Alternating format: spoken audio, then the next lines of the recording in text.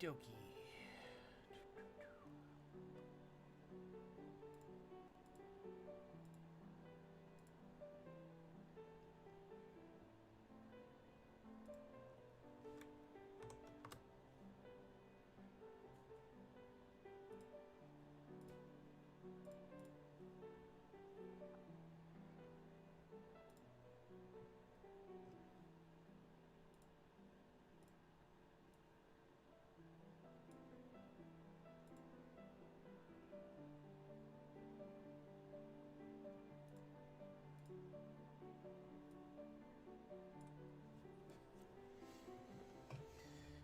Okay, welcome in, everybody.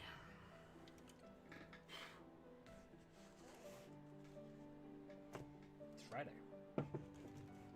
Friday's great. Let's see if I can get everything else set up here. My mic is a little quiet today, which is a little strange. Ow. But I think we'll be okay. Let's put this a little closer here. That should work, I hope. Now I can't read the chat. Oh, I gotta make things. Nebby, hello, hello. Welcome in. Am I quiet today? How am I compared to the music? I don't know what's going on anymore. Clean everything. Move the puppets. Draw some rugbies. Just got here. Have to go, but I'll check back later. While I'm here, may I request my timid young hill giant fighter get a draw? Yeah. Did you already put it on the list, or is that new? If you put it on the list earlier this week, it should still be there. If not, I can add it to the list right now. Bum, bum, ba, bum.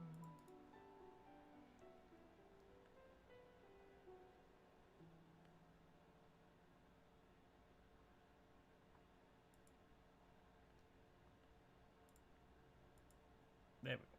Okay.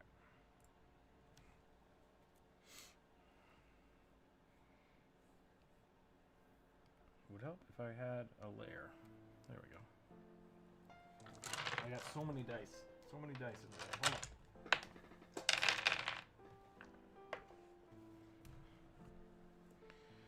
Doo -doo.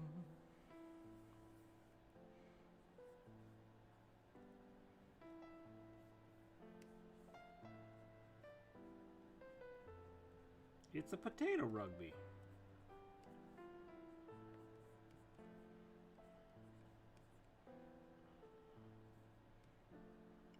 A rugby voodoo doll.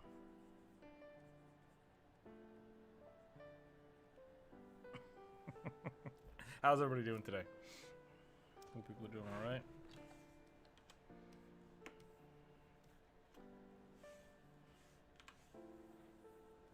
He could just be made out of scrap cloth. Doesn't have to be a voodoo doll. That's true. I feel like this might be the same thing, but like, if you're gonna do one, you might as well do the other. How are you doing today? I'm doing pretty good. How are you? Doing all right. Hello, chat. Good to see you all. Right. There we go. You're a little quiet to me in the Discord. That's no good. Okay, I'm gonna turn it up a little bit. Oh, that just turned off all my mic. There we go. Now it might be a little loud. I'm not sure. Yep. You are a bit loud in the Discords for me, so hold on. Okay, you're fine now. Okay. Am I too loud? Yeah, my mic is super peaking. So there is now no difference between, like, my volume knob on my microphone goes from here to here. I just moved it from 0 to like 5, and that's how much difference it made. So something is wrong. It might be new microphone time. I got no change. Yeah, because my microphone is just blasting now, so I don't know what's going on here. Hold on.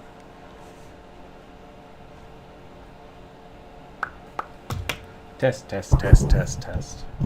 Ooh, yeah, that's just hitting all the wrong things. What if I just put it up here? Oh God. Test? How's that? Is that better? It's a little bit better. It didn't change a lot though. What do you have me on Discord? 50. 50? Okay, that's good. I'll leave that there. Let me see what it sounds like on YouTube. You a new canvas color? Like you want a new canvas color? Or you haven't been here since we've been using the brown? Welcome inside. Tomic, welcome. What's a fun barbarian race for 5e? Oh, turtles. Turtles are really cool. Trox. Trox make a really... I don't know if they're in there, though. Barbarian Owlin would be really funny, I think. Barbarian Owlin would be hilarious. Yeah, go bear totem and then just be an owl bear. That's great. I love it.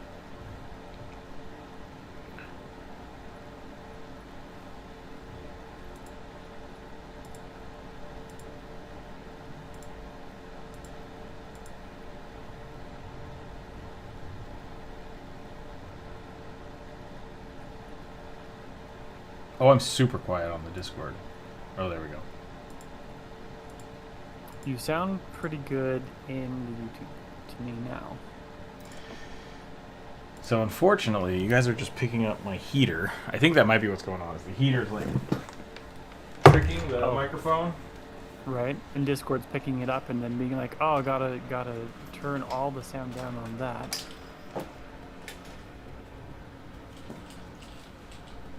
So I'm gonna move the heater way farther away. And then we'll bring...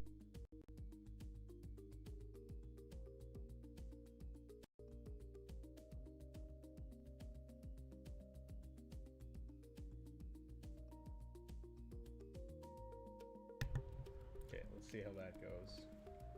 Whoa. Might be better, might be worse. Test. Now it's super quiet. Cool. Yeah, Cool. in Discord now I can barely hear you. Yeah. I don't know. Isn't audio stuff great and perfectly intuitive and just always works? Right. Okay, so if I turn this up now. Test. Talk. How's that sound in Discord? It's gotten a little bit better, but you're still pretty quiet. How about that? Is that good? Yeah, that's good. Okay. That's good. I think that's a good balance. Noise suppression. Can smell a thing. Yeah. Can nose suppression?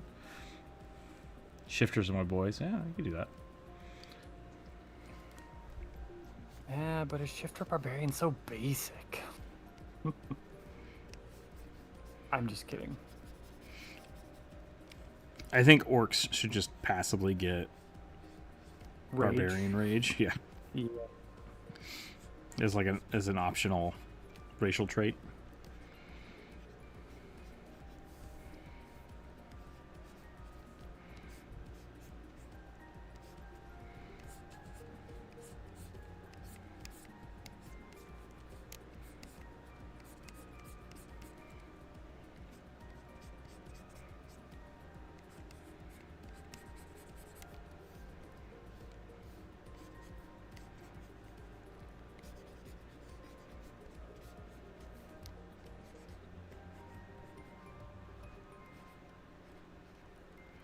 Let's get some rugbies drawn here.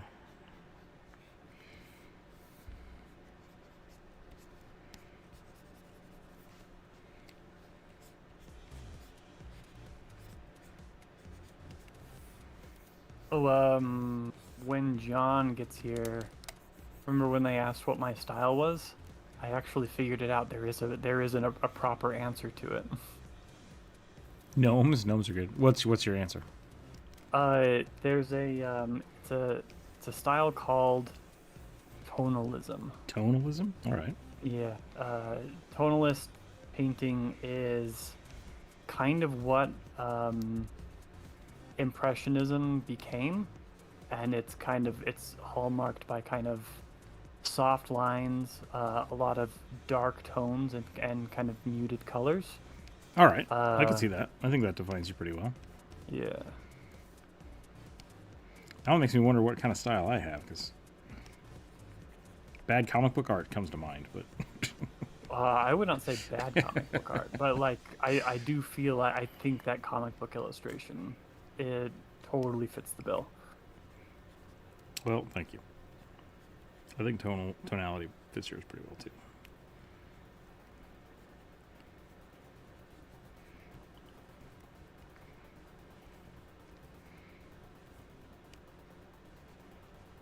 And somebody asked me the other day, in regards to commissions, if I did animations, and I was like, no, I don't do that.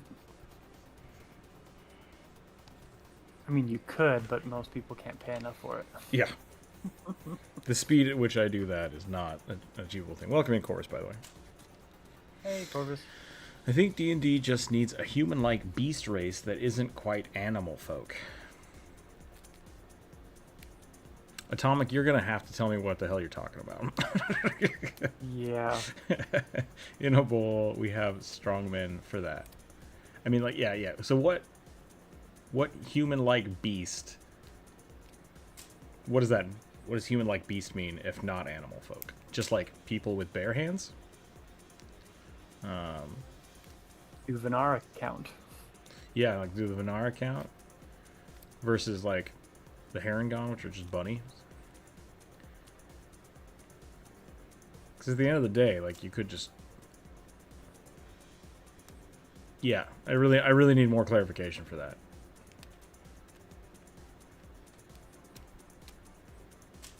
I'm not sure what we're missing. That was really a sentence that I'm sure like made sense in your head because of context you have that we don't, and we're just kind of lost.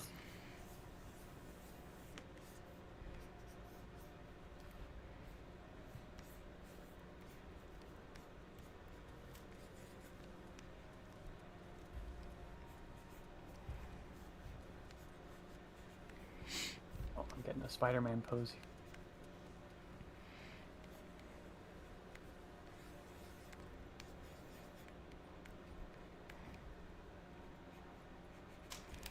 The rugby correctus.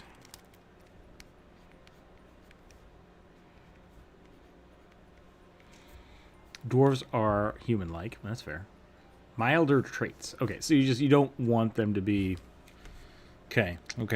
So maybe more Wolverine, X-Men Wolverine than a Badger guy. Is that what you're saying? Because I could see druids or like... I think that maybe like the totem barbarians would make a lot of sense. So you would take on the traits of an animal without actually being the animal. Anime cat girls. Okay.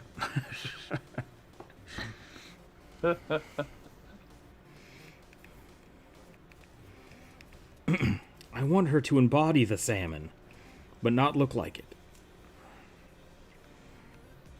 Maybe a little bit.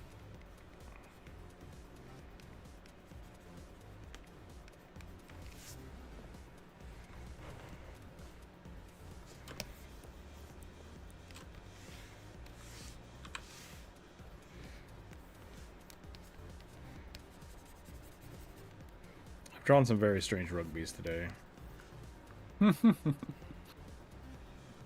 I mean, this one's pretty classic. Yeah. So, except the nose is just huge. Just massive.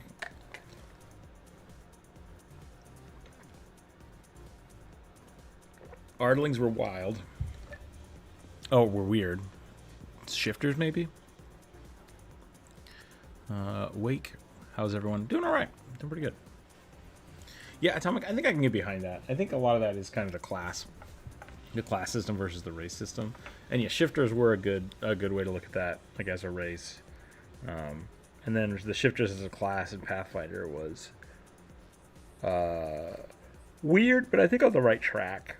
It was more of like a sorcerer, but your bloodline was werewolf, which I kind of liked. I kind of liked that concept, but I don't think they did a very good job of it. Just because they didn't build the way I would have built it. Instead of because I think what I would have wanted for it was the way you could do this with a druid too. The way a druid's like shape-shifting form gets bigger as they level up, until you can like shift into all kinds of crazy stuff. I think it would have been cooler to start like for a werewolf, maybe turn into a wolf, turn into a man wolf, turn into like a dire man wolf, and then like weird lycanthrope deity. So like I think there's functionality for that kind of build up. And what we got was pretty much just become a chimera. Yeah. Shaman that can take on animal features without shapeshifting kind of achieve the same thing in Pathfinder. Yeah. I think that's probably, it sounds like what you want. And I think that's fun. I think that's a fun concept. Did my phone just ring? No. That was weird. Okay. I'm gonna start. I think I'm good. I think I'm rugbyed up.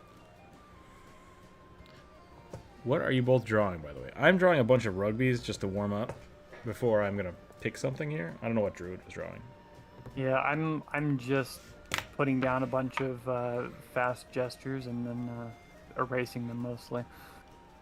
I don't know what I want to draw yet. For those of you that are new here, we essentially I have a list of all the suggested things that have been suggested this week through the community page as well as on Wednesday when we did a video. So I'm going to roll this d20 and whatever it tells me to draw, I'm going to draw. That's how we do it. So I rolled a 9, which is an old grizzled fisherman who hunts down sea monsters with a harpoon.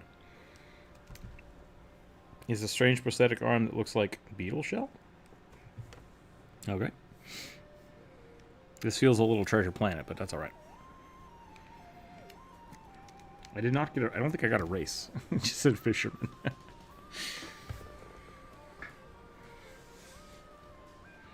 Something I noticed, I was doing some figure sketching the other day, and something I noticed is like the line pose, like the line here.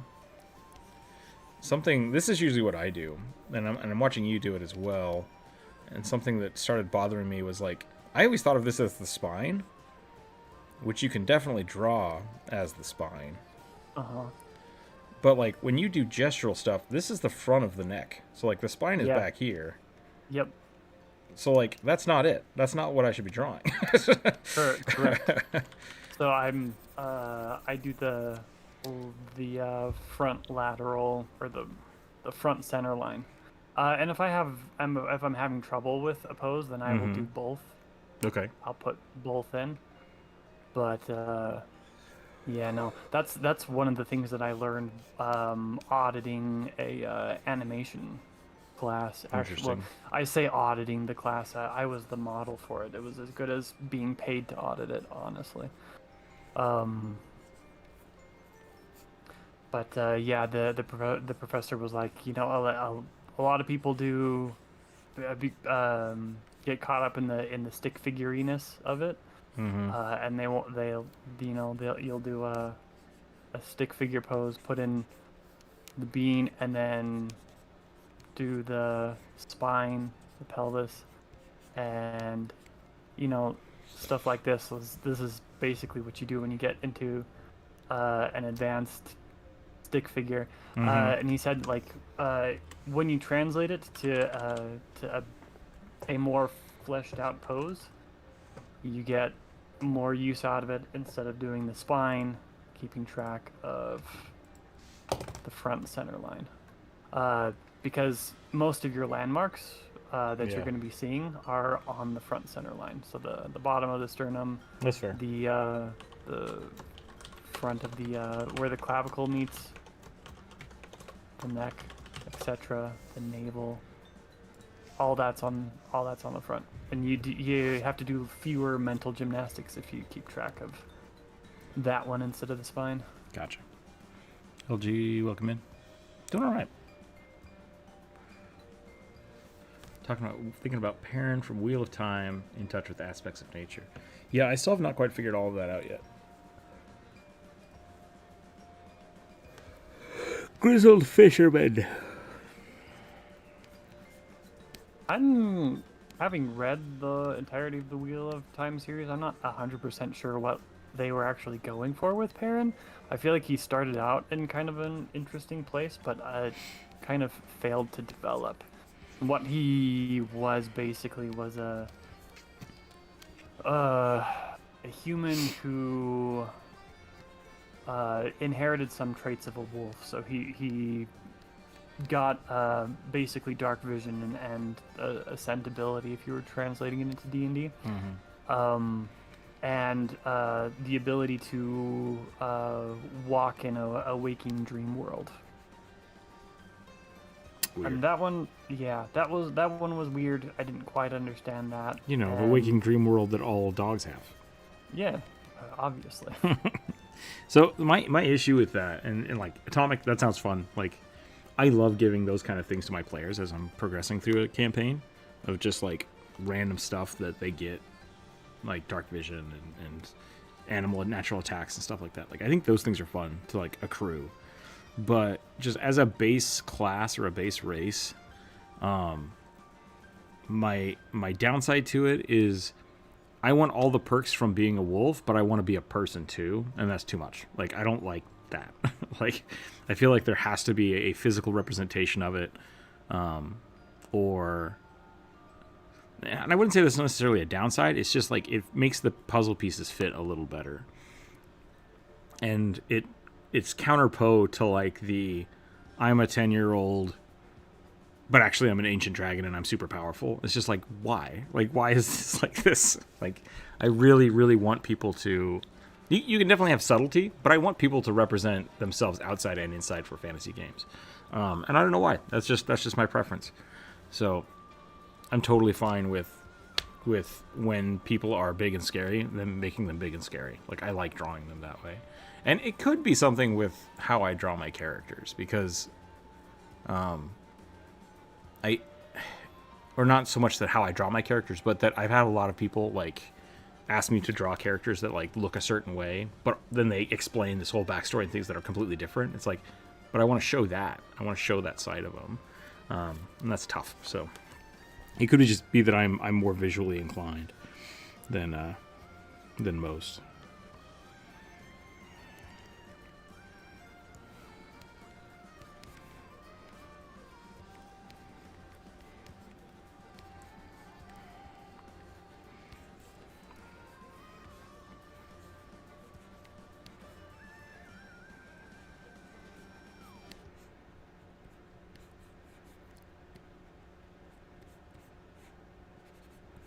So when someone's has wolf powers, like, I want to draw that. I want to draw them with wolf powers.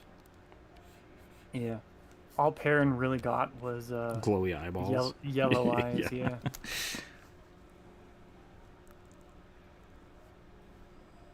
Anyone else doing other stuff while watching? I'm making pasta. Nice. I hate characters that are gods or ancient blah blah blahs reincarnated. I've had one character do that really well. I thought that was fun. They wanted to play one of the gods of death, but they wanted to be trapped in a Trox body.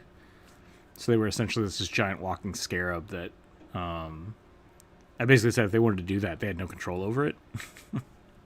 And so I would just, every now and again, I would give them like little hints of roll this with advantage because of how well you know this type of thing. And they're like, what now? And it's like, yeah, go for it. Or like people would act differently because they would sense the presence of them. But their character basically, I made them so their character wasn't aware, right? I think that was the most fun. So I had fun with that one, but I can definitely see for me it's the same thing with like, I'm a secret prince. It's like, okay, now I have to write an entire kingdom for you. Or a reason for you to not be the king.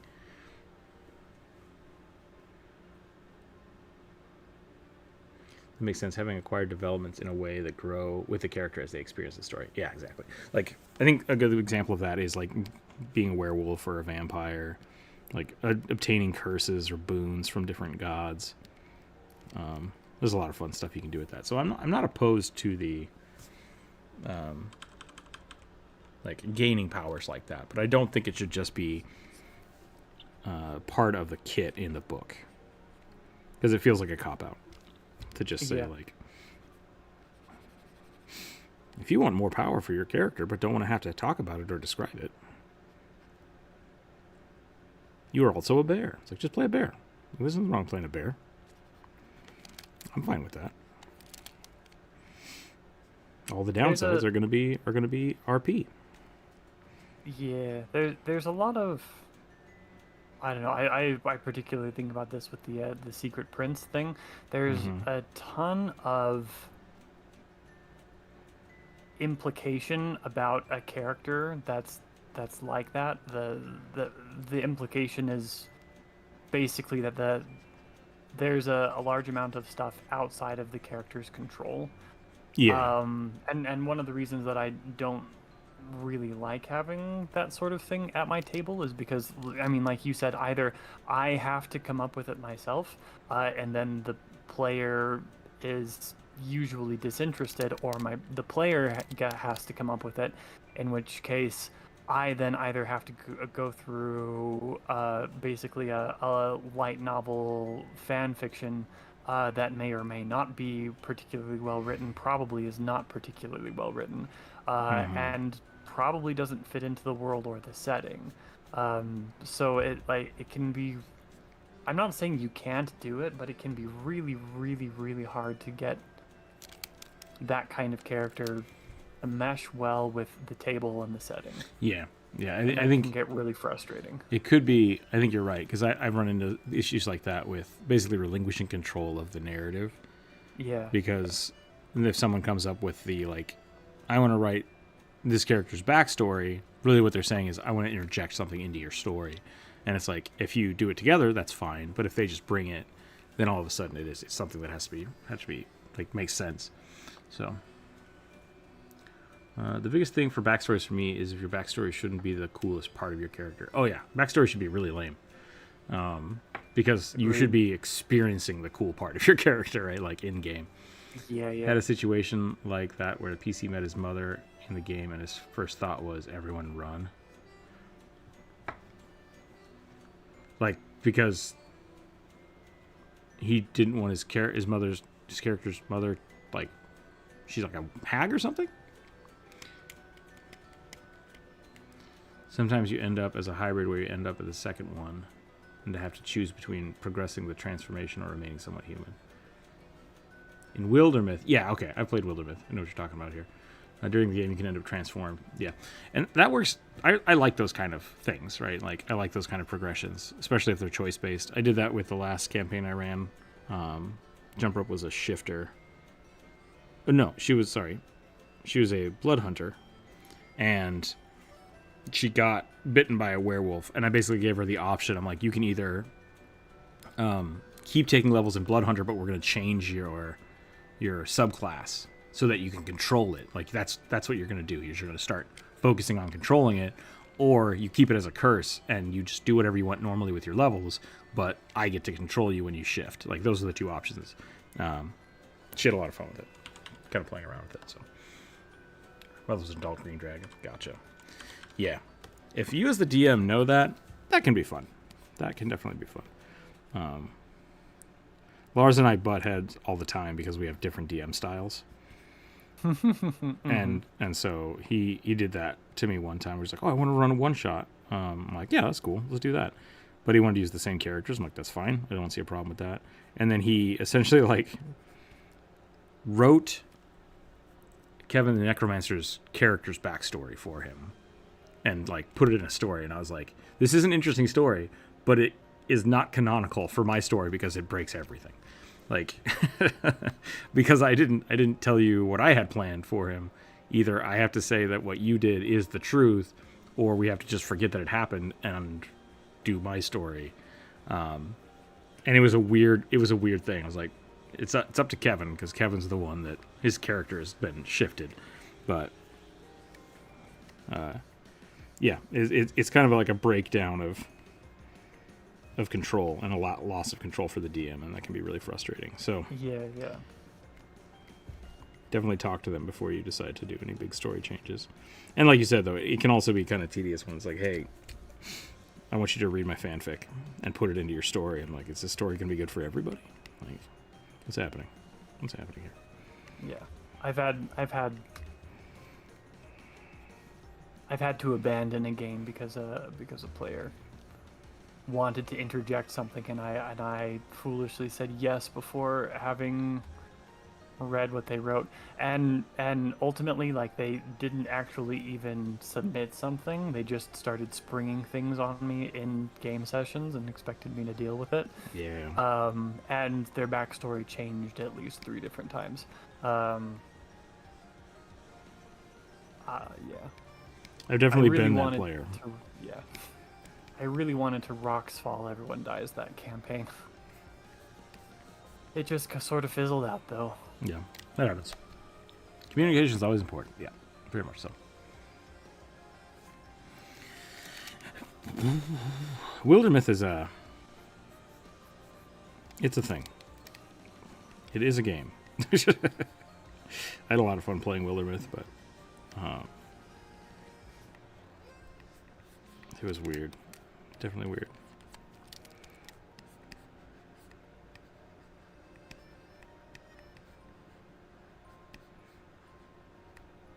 Basically, it felt a lot like they were trying to make an AI-driven game before AI was a thing, which was kind of interesting, but it was definitely weird.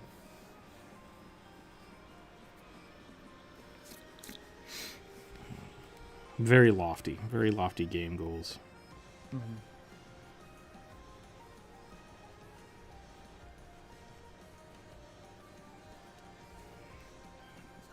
I wanted to make this arm look like it was made out of Kraken parts. I don't know if I've done that yet. Gotta make it look like a crab leg or something.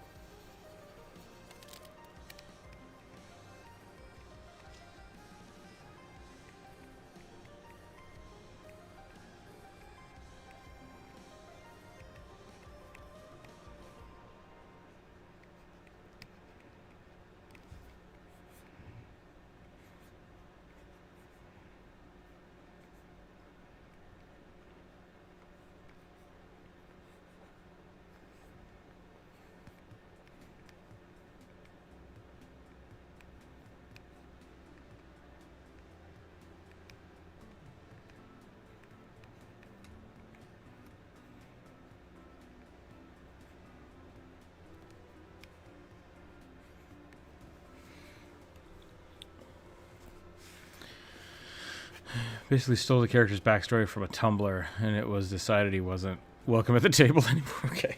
I mean, that happens. That can definitely happen. You shouldn't get your gameplay ideas from r/RPG horror stories. Yeah.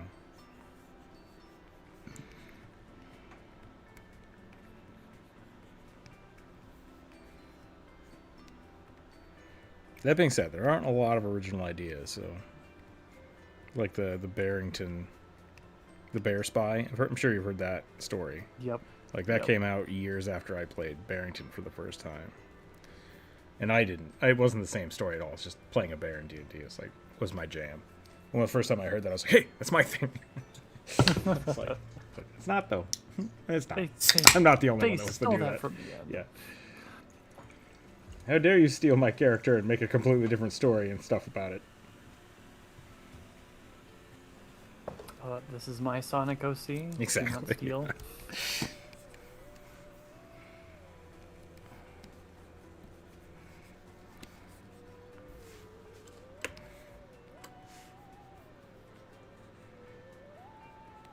I tried to make this guy look grizzled, and I think I made him look like Trent Reznor.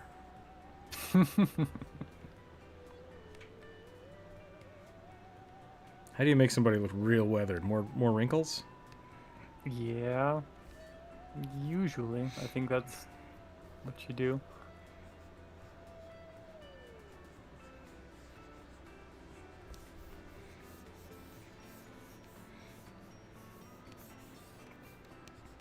I don't draw a lot of grizzled characters. That's fair.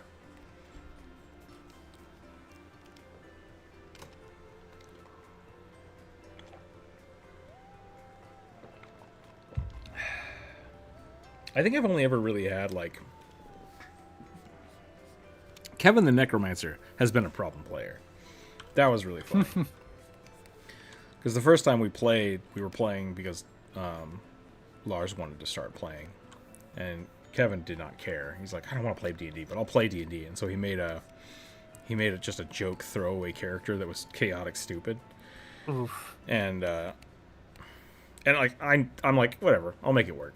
And eventually he shot a guard, and literally everyone else in the party just took a step back. And I was like, yep, here we go. And then he got chased and pulled out of town, and it was like, well, Kevin, you're done. He's like, okay. And he just walked away from the table. And it's like, all right, that's fine. But that was just an introduction for Lars. And so after that, Kevin was like, I had a lot of fun playing that. And then he made a real character. It was like, cool, okay, glad you got that out of your system. But I've only ever had one other person relatively close to that, and they also just didn't really want to play D&D. They were just there because their friends were there, and it was very apparent. And at the end, they did just burn the city down, and I was like, that's fine. That's your choice. Your characters run wildly into the forest and are never seen from again. End of campaign, and then we just started another one the next week without them. So... Congratulations, you are infamous and evil. Yep.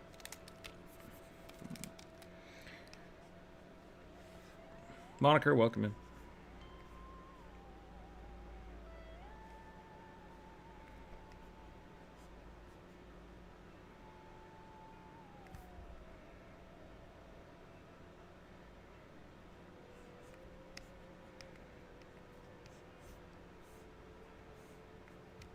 I need a good spear.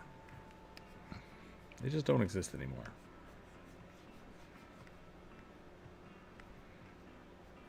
IRL or in game? Yeah, IRL. I would love... I have, like, bow staffs that I train with from time to time. Like, I do stretches with them. Uh-huh. Not bow staff training. I just do, like, weight training with a stick. But, I don't know. I think that would be fun to actually, like, learn some, like, martial art routines with a spear. That would be fun. I haven't done that since I was, like, 12. And I didn't get to play with the bow staffs. Bow staffs are a lot of fun, but also way more dangerous than most people think. Oh, yeah. You can get a lot of force just whipping across the... Oh, yeah, yeah. I think I've mentioned this before, but I watched a video where somebody, I don't think it was Try Guys, but it was somebody along those lines, somebody who does a bunch of different things for YouTube. Mm-hmm. And they went to get some legit instruction in fighting with quarterstaves. Okay. And the instructor was like, okay, so first and foremost, we need to tell everybody how dangerous this is exactly. And they as a demonstration, gave the guy a great sword and put a fencer's mesh helmet thing on a watermelon that was on a stick, and he's like, okay, so two-handed, take a swing, and they made sure he did with the two-handed sword. They made sure he had proper technique and swung at this watermelon. And the fencing helmet did exactly what it was supposed to do, and it deflected the blow. And they're like, okay, cool. Now use the bow staff. And they did it, and it didn't just break the watermelon, it caved in the helmet and broke the stand it was on. Okay. That's terrifying. Because, yeah, no, it's really terrifying because the leverage you can get on it and the swing you can get on it is it's enough to break armor. So bow stabs are actually super dangerous, and people should not play with them thinking that they're less dangerous than swords, because they are not necessarily. Bludgeoning damage is real bad. It's real bad, real dangerous under the correct circumstance.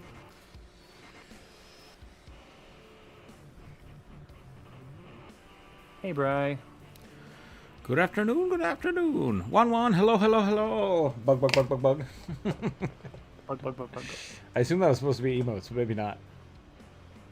How are you doing today, One? Let me give it a shout out.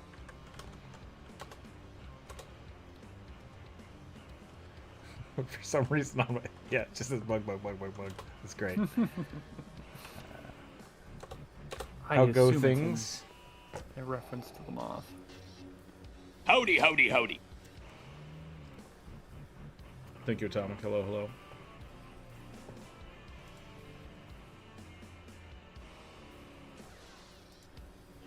I think you like the last thing I saw you working on was like a bug Pokemon card. Is that what it was? I think. I'm not sure what that was. If you have something to share, I'd love to see it. Otherwise, welcome in, everyone on Twitch. Go check out One. I'm also on YouTube today. If you have a link for like a YouTube, I can share it over on YouTube, or I can just send a link to your Twitch if you'd like. You're very welcome to either way. I don't know what happened here to the music. Welding the steel frame. Okay. I was listening to Wintergotten this morning. Let's go back to the fantasy stuff.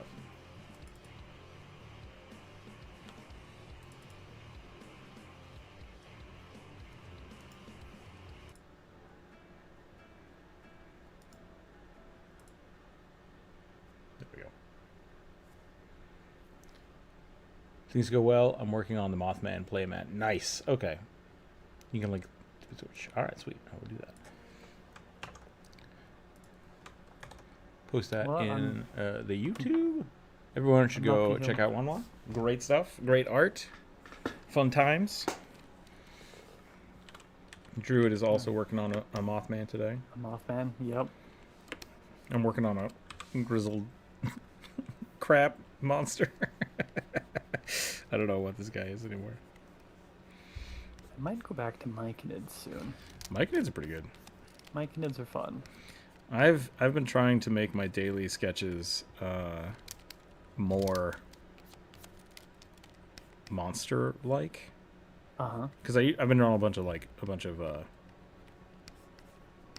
bird girls. It's like I should do more moth girls.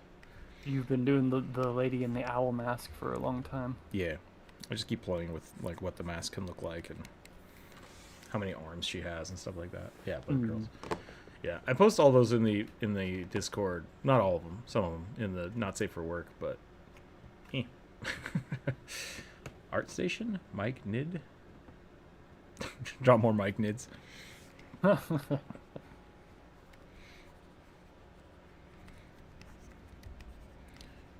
Druid, you also have an Instagram now, which is pretty cool. Yeah, I do. So people want to check that out. It is too. Yeah, it is just Blue Druid on Instagram. I would appreciate the follows. Usually my favorite thing that I draw in stream ends up there, and I've got a couple of other things that I did. I did some of Terran Fiddler's Weretober. Oh, okay. There's some pretty there are some very sexy man creatures there that I think I shared them in the Discord as well, but they're easy to find. I don't know if I know Terran Fiddler. I might. I'm sure if you're drawing, I might have seen some of it, but I don't know if I have followed them. Yeah. They're definitely more of a painter. Okay. I'm watching Dungeons and Daddies today, and it makes me realize the importance of role-playing the character, because hot damn does it get good at points. Yeah, D&D's good about that. Yeah. I'm an arcadey gamer. Like, I love puzzles, and I love puzzle fights, and like things that are not straightforward. And when it gets down to like RPing, I definitely make I'm gonna say cardboard characters. So it's like, how do you feel about these things? I don't know. It's fine. I think so. Dungeons and Daddies, the totally not a BDSM podcast. Oh man, people have told me I should watch it, and I don't know if that's a good thing or not, but I'll probably have to check it out eventually. I've only heard good things. I also want to interject that like the role play is not necessarily good. you actually have to build a good character, and the person who's role playing it has to actually understand enough about that character to make them behave believably. Otherwise, you get Reddit Dungeons and Dragons horror stories. Sure. There's also Um, something funny, like Jump Rope and I, we like making kind of not duo team. We have done that in the past where we had like Shank and Pummel, our goblin duo. yeah. Those are fun. It's fun doing that. But we also we'll talk about our characters outside of game, and so when we get into game, we can basically just like look at each other and then know what's going to happen and then do that. And so our characters are just like really entwined until we get to a point where it's like, are our characters actually friends? Like, we never talk in game. Like, how do people perceive us as a couple here? Like, are we actually like, do our characters know each other? And so it's a struggle because we know how our characters and each other are gonna play things out. Yeah, So we don't RP very much. I do feel that way a little bit about both of your guys' characters in our Saturday Pathfinder game. Yeah. No, but if you want a good example of how RP can go wrong, watch Rot Grind, which is a Rot Rot Grind is the name of the series. It's That's a WoW character. It's a second edition Pathfinder series that's being run by a Pathfinder developer. Oh, cool. I think the channel is Narrative Declaration, and they do some fun stuff, but they're 2/3 of the characters are bad characters, and they are being role played accordingly. It's still very entertaining, but like there have been moments where I've been like, it is a good thing I am not the DM at that table because I want to kill everybody so bad.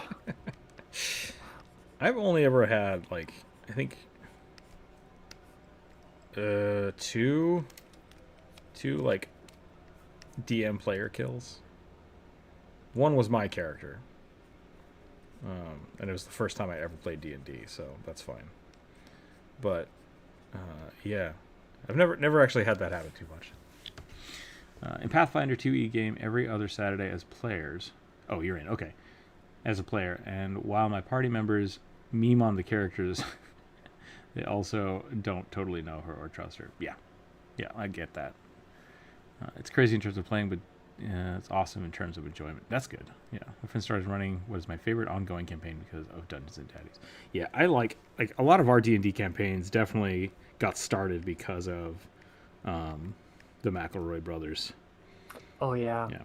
I had so many of my friends like, you gotta listen to this. Like, that's hilarious. Like, yeah, man, let's just play some 5e. Like, and so it really got us all into that, which is great. This is a lazy spear. Like, this is a lazy harpoon. How can I make this look better? It's supposed to be a tooth. Probably help if I had like harpoon references, because like most harpoons just look like this. Like, I'm not unaware of harpoons, but we want a Monster Hunter harpoon. It's going pretty good, Bri. How are you doing today?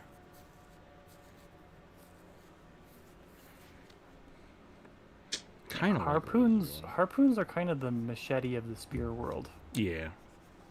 Shark tooth. Yeah, it's a shark tooth. Make the hook side deeper. Oh, like give it. Okay, no, I see what you're saying. Kind of want to do, because it's just supposed to be a tooth tied to something, but maybe if I can make this side a little more like that, and then we wrap that a little more. Yeah, that looks good. I like that.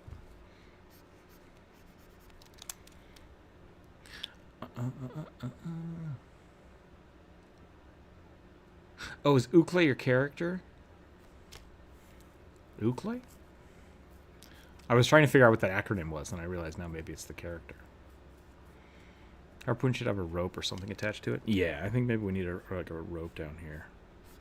Got a whale of a tale to tell you lies, a whale of a tale or two. That's all I got. I may or may not have that whole song memorized. No shame in that. It's very hard to play on the ukulele for some reason. I don't know why, but like I think it's because the mixing of the song on the movie is so bad that it's hard to actually figure out what notes they're playing. Mm-hmm. And so every time I ever find a tab or a way to play it, it doesn't sound right. It just sounds wrong.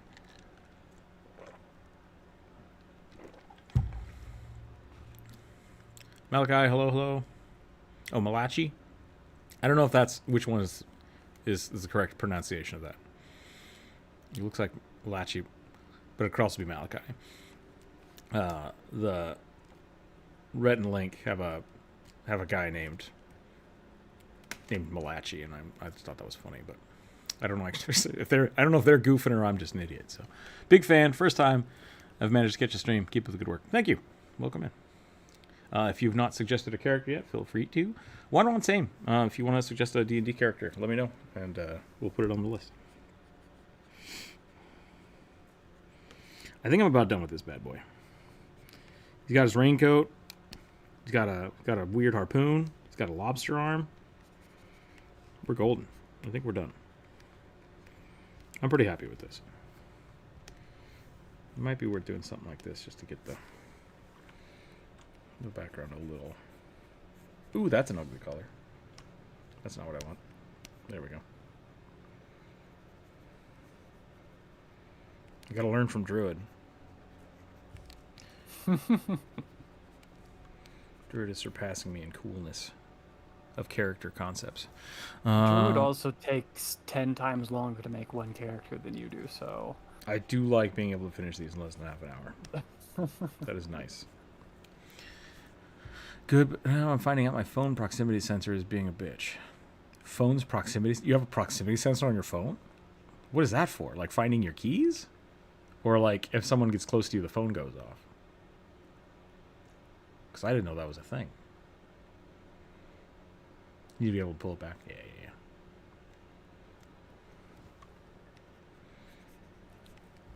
Got a whale of a tale to tell you lies, a whale of a tale or two, about a flopping fish and the girls I loved on nights like this with the moon above.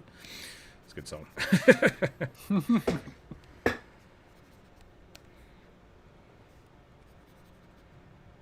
I at one time had the Wellerman whole thing memorized. I've lost that since.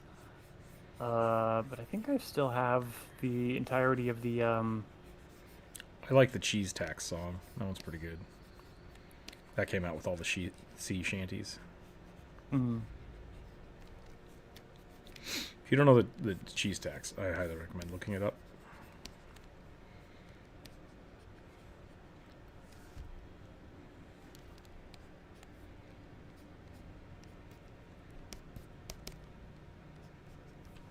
Okay, done. Walking away from it. Here we go.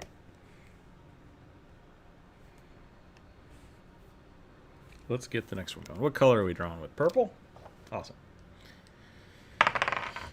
17. A female wood elf druid circle of spores. Simple. Straightforward. I dig it. Purple, a wood elf. Thank you, Wake.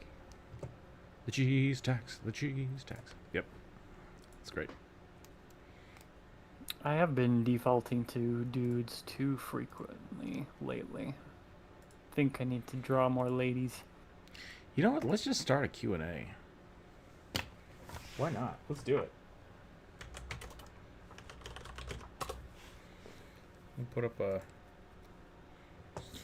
I actually don't know what that does. Does that close, like, the normal conversation? Or can I just go back to the questions later?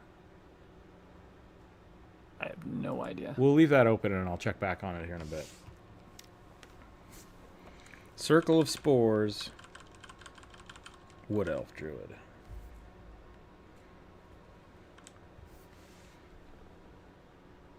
I'm going to say something and I don't want you to take it the wrong way.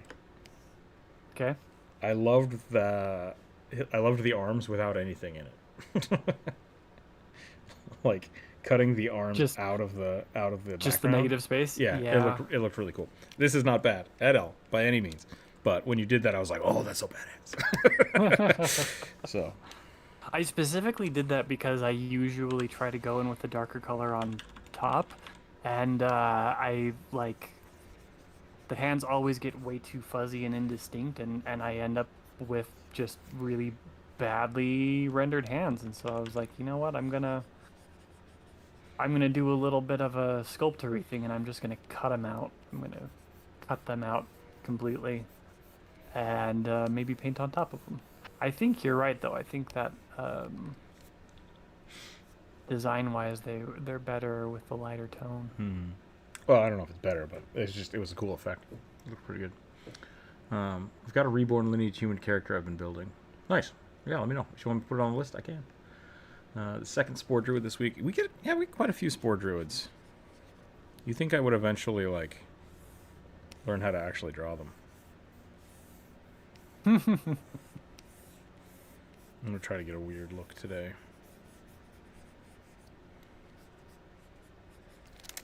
I want to do something that is reminiscent of... there's a bunch of Magic the Gathering Spore elves in the Golgari set, and I kind of want to... Like, they're very, very tall, very lean, and, like, creepy. It's like Frankenstein, but had a bunch of eyes on his face. His name is Oops, All Eyes, Just Eyes. I've been railing on YouTube this week because it keeps suggesting like really weird shit to me. And one of the D&D things it posted was I've seen this like 5 or 6 times this week. It just keeps trying to get me to watch it. And it's like when your joke characters have to RP, and it's like a clown, and and I don't remember what the other person was. This is a thumbnail I'm describing. It's just like it's a clown and like an obvious like joke character. And it's like Mr. Squiggles, and I'm like, I'm not watching this. I don't know what this is. I'm not watching it. But it is fun to make joke characters, and then it's like, oh crap, now I got to take this person seriously.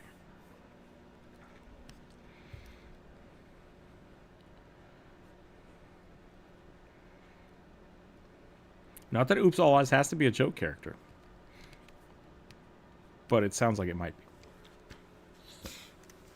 be. It would be really fun. Would the party members call them Oops All Eyes every time, or would they give them like an Eyes nickname? How would you truncate that? Would you call them Oops? I might call them Shades and like ask them to wear sunglasses on all of their eyes. Can we have the drunk dwarf faces again? I will draw one of your dwarves. Which dwarf do you want me to draw?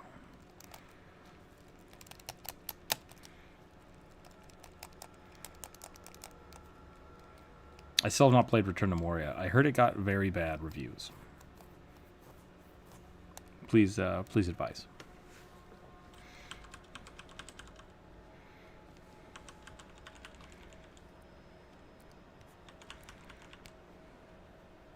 Your thoughts.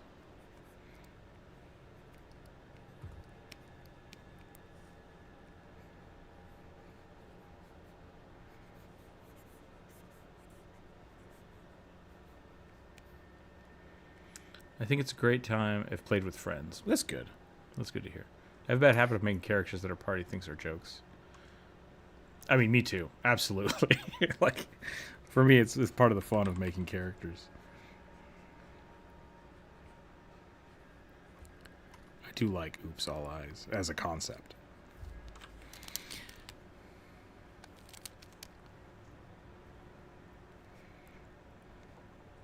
You can definitely see someone creating a construct and being like, oops, all eyes.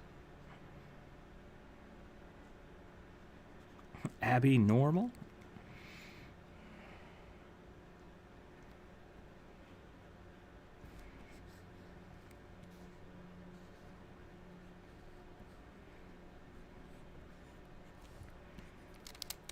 I'm having a hard time today not overextending my shoulders. I don't know what's happening. That's just too much arm. There we go. It's probably me influencing you negatively again. His first name is Oops. His middle name is All Eyes. And his last name is just Eyes. The mad scientist who created him named him that way. Okay, that's pretty awesome. Hi, my name is Oops. Oops All Eyes. Yes, yes. I guess that could be Oops Eyes. Oops All Eyes, Eyes.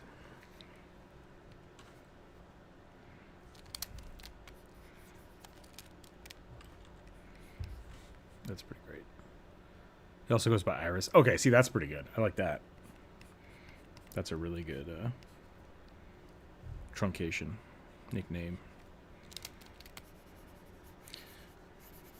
I'm just going to draw the arm again. When in doubt, draw it again. Draw better the second time.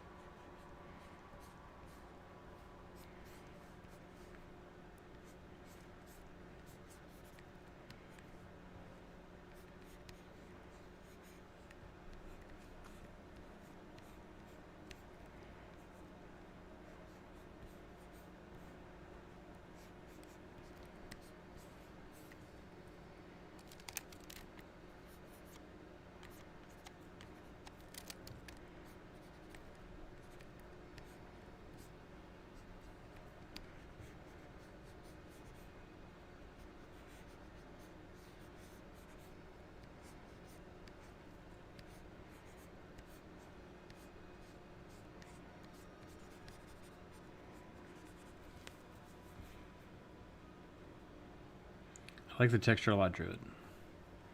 Very, very fuzzy. I still need to see season 3. It's like a Critical Role robot from season 3 called Fresh Cut Grass. Is that like? Oh, gotcha.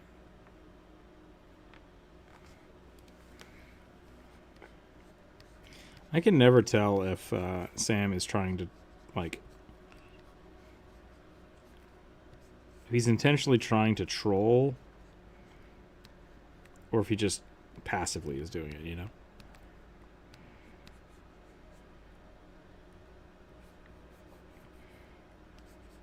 Sam's funny. I like Sam. Scanlan's still probably one of my favorite characters from season 1.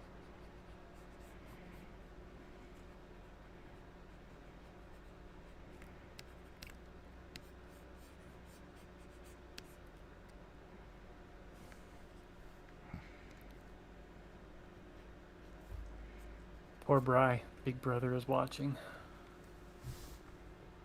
So it's voice chat. Interesting. I think the voice chat is watching me and proximity sensor is warning me. Spies everywhere.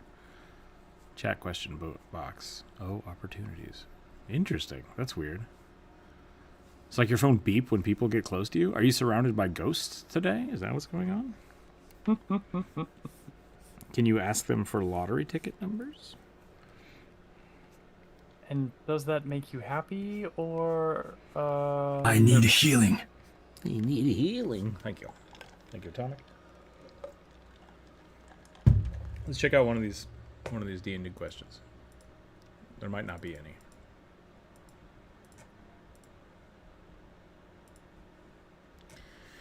What is your least favorite character concept you've encountered? Ooh. What is the least favorite character concept you've encountered? That is a good question. I love them all. I don't think that there is a bad or overtly negative character concept. I think it's just lazy implementation that lets anything down. Yeah. And moreover on that, it's like I don't think I've ever just seen a bad character. Like, I've played with some people that have been overtly powered, like just min-maxers that weren't there to play with everybody. They were just there to break the game. Yeah. To live a power fantasy. Mm-hmm. Which, the last time I really had that happen, it was one of the persons that normally DM'd, and they just wanted to play in 1 or 2 sessions, and so it wasn't a big deal, because it's like, you know, this super powered character shows up, but like I knew they weren't going to stay, right? So it's just like, yeah, yep, super powerful. Pretty weird. And that worked out. Like, it worked out just fine. So,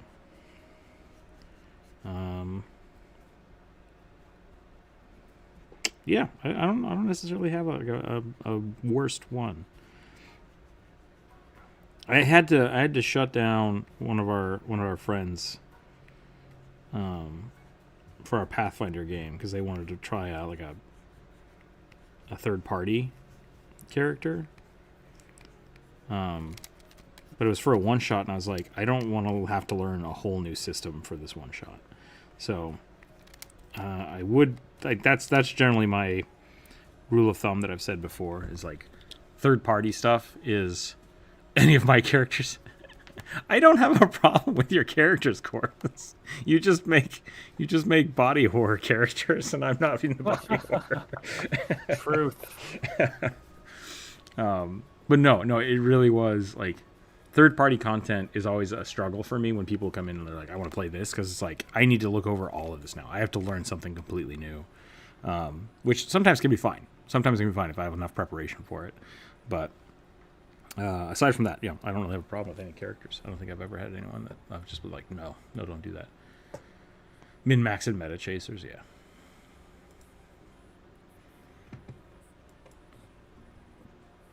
What was the most funny or ridiculous moment you've ever had?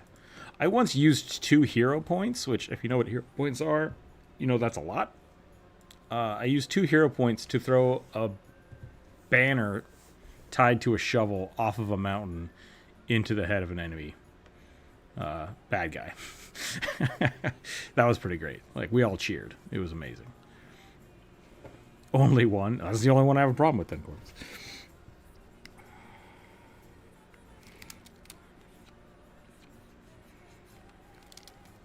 Okay, I think I'm ready to actually start doing this now.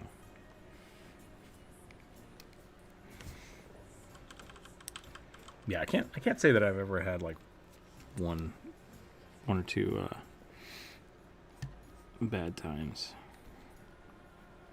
We did once. Our DM was trying to like bait us into helping this dragon, who was very evil.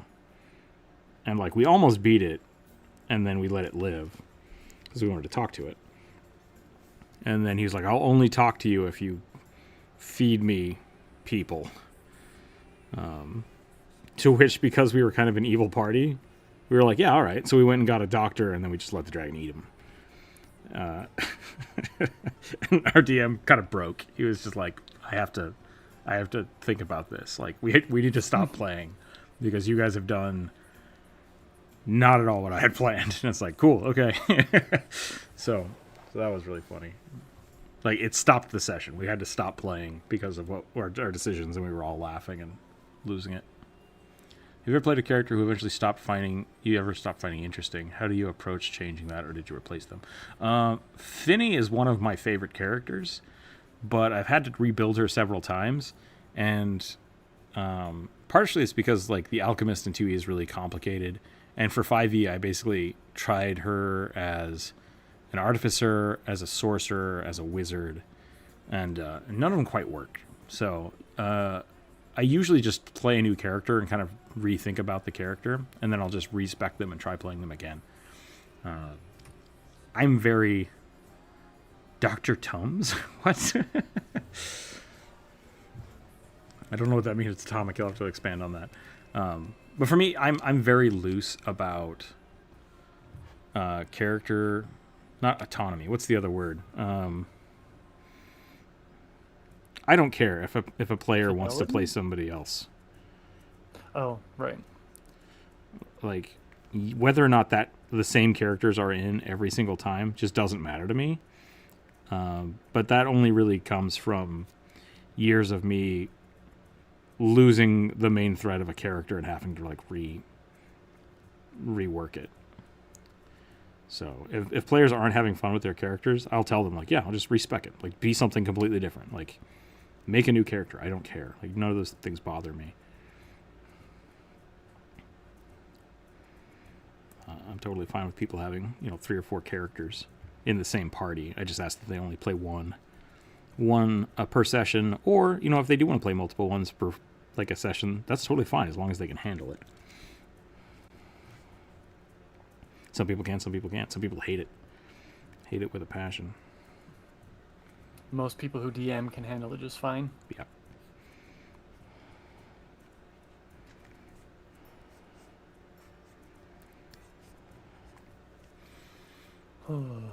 It's a very nice big hat. Yeah, I'm afraid I made her head too high. We'll have to see how it goes. I mean, her neck's maybe a little bit long, but Yeah, it I'm not kind sure. of fits with her whole aesthetic. She's very kind of Yves stretched out. Which is kind of what I was going for. I'm just afraid it's going to be too much. So we'll find out. See how it goes here.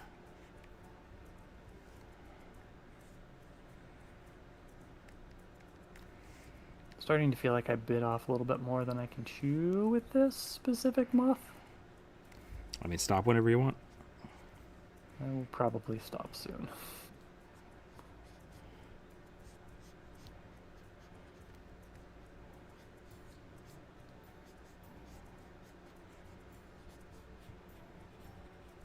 Which is kind of a shame because I'm basing this off of a green sphinx moth, which is a very cool, vibrant, well camouflaged, kind of like leaf looking sucker. Okay. And anyway, I think it's pretty cool, but I'm not sure I'm gonna do it justice here. So besides, this was supposed to just be a warm up, and as usual, I'm getting in the weeds again. That's all right.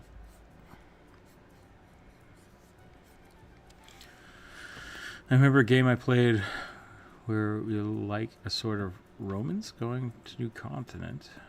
And on the first game, I had a critical failure, which in the system can make all sorts of problems.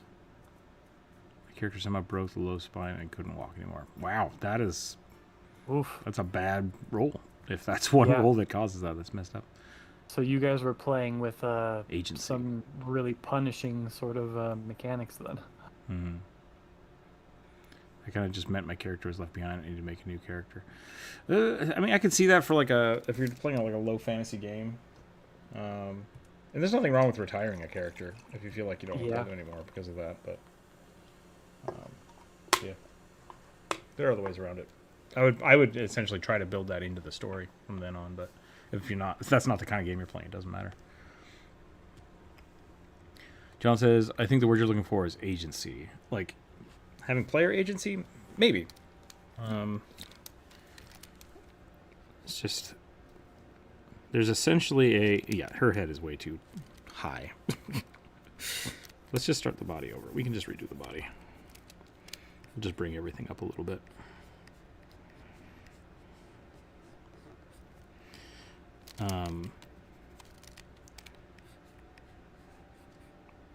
Yeah, I can't think of the word I was trying to figure out. Yeah, I couldn't really follow you on the thought either, so I can't help you out there. It's all right. People I've played with in the past do not like the idea of having multiple characters. Not just Drew, this isn't directed at you, even though I think you have talked about that a little bit. People struggle with trying to play two different characters because that's tough. It can be really tough. And I've also had people be just like, oh, if we can't get all the players together, we don't play today. I've done that in the past. That's fine too. But I've also had people that's just like, man, I don't want to play this character anymore, but I don't want to end the campaign. And it's like, yeah, it's fine. Just swap it. It's like people have a bit of not trust issues, or maybe they feel responsible for those characters remaining in the same group. It's like, no, I don't care. They feel like there's an obligation placed on them. Yeah. Obligation might be the word I'm trying to say. Like, they feel like the characters have to all stick together, and it's like, nope, you don't know that to anybody. If your character wants to leave and someone else will join the party, we can make that happen. I have no problem with that. No problem with that at all.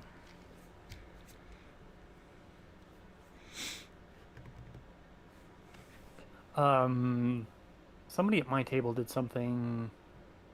I guess it's currently my brother's table because he's running this campaign.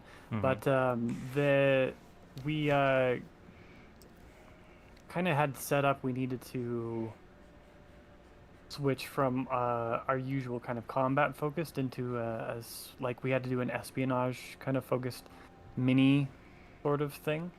And one of our characters was playing a big dumb fighter, like super dumped their int stat in min-maxing, and like there was no way their character was going to be able to do anything actually helpful, and so like they specifically were like, okay, so the character has acquaintances outside of our party, and realizing how important this leg of our quest was, they recruited somebody else who would fit the bill for the quest better. That's good. And then their main character was just like on the sideline, kind of left behind, but still available outside of the main thing to kind of like run support, run errands, do other stuff. Yeah. And it worked out really well. So that's good. Yeah, I've definitely run into that issue of like my character's useless for this campaign, and like that sucks. Like because it always feels kind of like a bummer when you realize your character's not great for the campaign you're running. Yeah. And so you kind of have to either find a way to make your character relevant again, or sometimes it's like, oh yeah, my character's not going to do that. It's like, hi, I'm the world's most experienced trap finder. It's like, cool, we're going to go just punch this castle full of undead. And it's like, yeah, I'm not coming with you guys. I'm going to stay here. Let me know if you guys need traps dealt with. So it can be really useful, I think, to think of the characters that you build as potential resources. Yeah. And you use the resource, you use the tool that makes sense for the job that you're doing. That being said, I've also run into the opposite problem where people are just like, oh, my character's not helpful here, so I'm just going to play someone who is designed exactly for this situation. And it's just like, that's not as fun to me either. So like, just because if the whole campaign is going to be for a while, like espionage, bringing a barbarian probably doesn't make a lot of sense. But if the party just like shifts and it's only going to be for like one or two things, bring the barbarian. That can be really fun. That can be super fun, because you have to be the one that's not taking the lead. And I think that's totally okay too. And I think I've been trying to make a YouTube short about this, about like party rolling, because I feel like someone who's like trained in stealth, if you're walking with 6 people, they're going to be watching out for the rest of the party. And if the cleric's in the back just like clank clank clank clank clank, like they're gonna know. They're gonna know. And so I feel like at some points in time it's okay for someone to be like, okay, you guys follow me and we're gonna go, and I'm gonna tell you when to move and how to move, and that should be fine. That should be enough. And I'm still trying to figure out the best way to word that for a video, but I really hate it when someone fails at perception and then the entire party rolls perception. It's like, it shouldn't work like that. It shouldn't work like that. So have you looked at 2nd edition Pathfinder's rules for the follow the leader? I'll have to look because at that. that's basically that's what it is. Cool. So it's an outside of combat thing. It's a mechanic that specifically says if the whole party is going to be participating in this thing, you can have somebody lead. Kind of like the ritual spells then, I guess, right? Kind of. Yeah. It's like rolling perception with the whole group as kind of a ritual, yeah. Cool. I'll have to look that up. But yeah, there's I know about it specifically because there's some interesting feats for that, for things like making climb checks or acrobatics checks. That's cool. That is good. That's something I've been struggling with a little bit recently that I just kind of wanted to figure out, because I feel like that's kind of what's been slowing our game down. Is really like deciding how and when we use different types of. I want to add more, not so much RP, but just like out of combat mechanics, because Pathfinder has a ton of them and we just don't do it very often. So I'm trying to figure out how to really streamline that and make it better. But our game specifically has been kind of combat focused because of the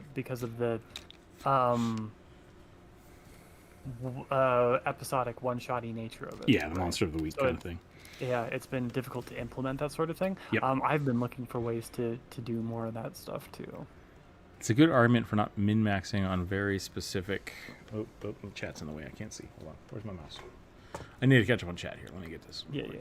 Very specific conditions. Is this good argument for not min-maxing for very specific conditions? Yes, I would say so. Nobody's going to know. I had a friend... I don't know. I had a friend who wanted to play 2 rat folks, and I was totally on board with it. And so he made a wizard and he made a rogue, and the 2 of them would just like swap out. And between the 2 of them, he just had everything. And he was a DM, and so like that was kind of his idea, anyways, was to just have this like cover all your bases. And it was really fun. It was a really fun character, but it was very much just like I can do literally everything now. Like I have everything. And at some point, like, bards can do that, too, because they get, like, the bardic knowledge and stuff. So I don't think it's necessarily a bad thing. It's just a weird play style that you have to be prepared for. And if someone is really good at min-maxing, like, oh, my barbarian can't be killed and does 1 billion damage, well, this thing's immune to physical damage. It's like, well, my barbarian's going to take the day off, and now I have a wizard sorcerer in the background. It's like, okay, cool, man. like, play to your strengths and your weaknesses. It's more fun that way. I think the reason my example specifically worked is because our little espionage thing was not going to be a one shot, like it was a 3 or 4 session thing, and kind of the success of the whole endeavor kind of hinged on us actually being able to succeed. I think the real thing that I think makes that okay, like I don't want to make it sound like I'm trash talking anything the guys you did, is the intent, the intent of it, right? Yeah, absolutely. And I 100% agree, because every point you made about how that's potentially dangerous at a table, where players can exploit it, is 100% valid, and I agreed with all of that as well. Yeah, so you just gotta talk to, because and that's a big thing. Like in game, you can do that, right? The barbarian can be like, man, guys, I don't think I'm going to be any help here. Like, we should find somebody else. We should find somebody else to do this. And that can be really fun, because then the players can kind of like, we need to find a rogue. And then someone can be like, oh shit, I want to play a rogue. Right? That can be really fun. That can be really fun. Let me catch up on chat. All right. Are they dedicated DM are all against players and evil can't... Wait, hold on a second. Let me try that again. Our dedicated DMs are all against playing an evil campaign. I'd love to see what an official or even unofficial but comprehensive one would look like. I've had the longest running campaign I've ever played is an evil campaign with Kevin the Necromancer. It started with him breaking off from the normal group, and so we had I think 5 or 6 people playing, and we split Kevin the Necromancer off because he's just like, yeah, my character just wouldn't do this stuff, and I'm like, okay, that's fine. You want to play an evil campaign? I'll start an evil campaign, and I just ran both of them in parallel. And so we had a group of 3 and a group of 4 with 1 player overlapping in both games. And that was a lot of fun. And then eventually the good aligned group kind of fell through, and our evil campaign just kept going. And that was a lot of fun. And I basically just kept forcing Kevin the Necromancer to like deal with these problems, all while people were like chasing him down, and he was having to deal with the ramifications of like burning down cities and stuff. He was not a murder hobo, so that makes a big difference. Is a lot of people think evil campaign is just murder hoboing. It's not. It's just like a selfish based campaign, which is really fun, really, really fun. He did end up killing one of the good party members, and then that's the reason that person followed him, converted her into an anti-paladin. That was really fun. It was really, really good. Very punishing. It can be fun. Yeah, I had to plan and use charisma to build up the base shrug. So I thought I made many plans, so don't be tied down to one character. I think that's what it means. You have to use characters to build up the base. Okay. I've done multi-characters, but prefer one at a time. I also DM, so I'm used to RPing multi-characters, but I prefer to focus on one of the places. Yeah, that's totally legitimate. I agree. I always like to focus on one at a time. I don't care to play alts in role-playing or WoW either. That's fair. I have a lot of friends like that. They want to play one character. And it's like, if I'm going to play World of Warcraft, I'm going to play at least 3 because I want to experience all the different types of, like, I want a tank, I want a healer, I want a DPS. I want to do that. And like right now, I think I'm playing 2 or 3 different D&D campaigns, and so I'm okay with that. But I definitely like having lots of characters. Head to bed soon. Got 2 RP games tomorrow. Nice. Have fun with that. Thanks for hanging out. I know in Blades in the Dark they have a party sheet where you can type where the type of group you are and gives you a party different types of bonuses. Yeah, cool. Yeah, I'm gonna have to look that up in the Pathfinder thing, because I think that will probably alleviate some of my problems. But like the other thing with Pathfinder that I keep running into is like they do perception differently. Yeah. Like perception is basically almost always supposed to be rolled by the DM, unless you're looking at like a specific square. Right. Which I think is kind of cool. I kind of like that, but at the same time, it's such a different way to look at it. Yeah, it really is. And I really have not played our game that way. Mostly because I personally find rolling dice very satisfying. See my comment in your latest short video. Yeah, I saw that. The clicky clack sound to make brain go burr. So like I try not to take any rolls away from players if I can help it. But maybe I need to. I don't know. Kevin the Necromancer, he's DMing a Pathfinder 2 game for us, and he loves to, like, his DCs are just high. They're just high. And so he loves making us roll and then giving us no info. And so I'm constantly, while we're playing that, he'll just be like, oh, how about this? And I'm like, that's your roll. You roll it. Just roll us and tell us, Kevin. Roll it and tell us. Like, yes.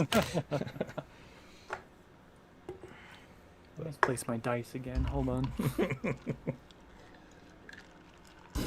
I think I'm about done with this one.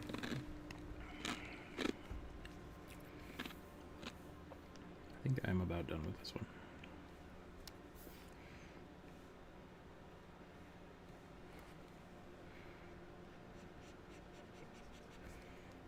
All right. What am I rolling? D20, and then we'll have you reroll if you roll 20. Roll too high. 9. And, oh, no, got rid of that one. Hold on.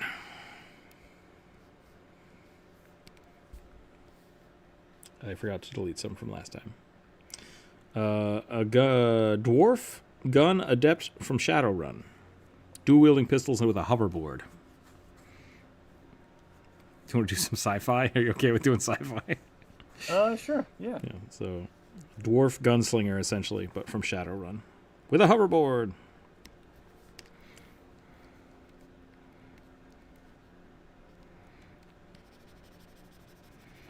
Anytime I think of Spore Druid, it's just like dirty. Yeah.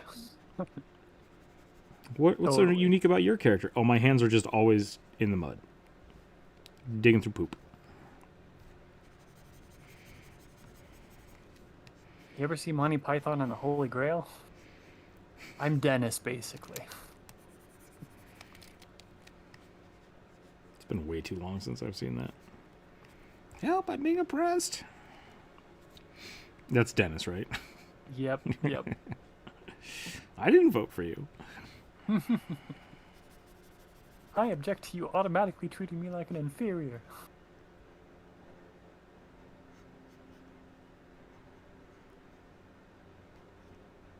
Has my mic been spotty at all? Am I coming through roboty at all? No, sounds fine.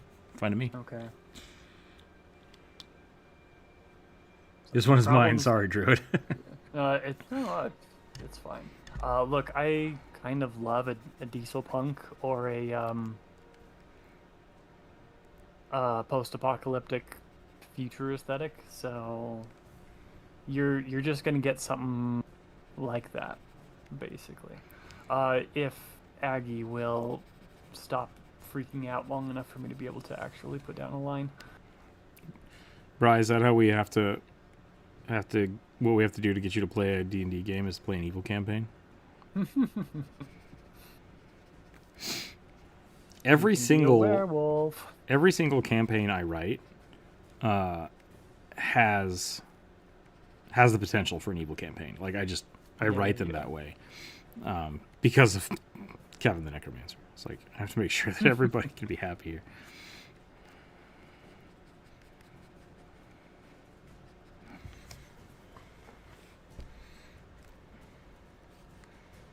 Hey, Spore Druid as a crime scene cleaner is a great idea. Yeah. Go, my beetles. Get the CSI music banging in the background.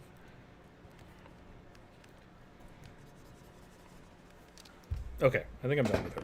I think we're good here. Let's get some more.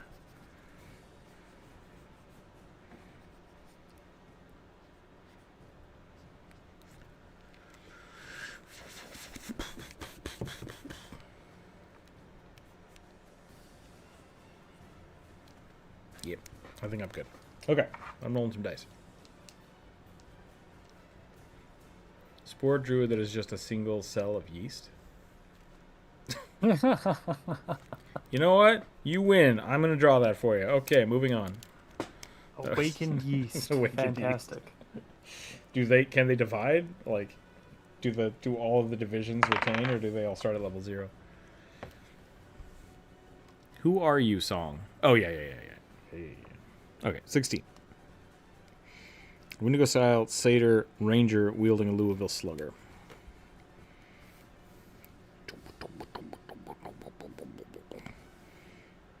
Delete row.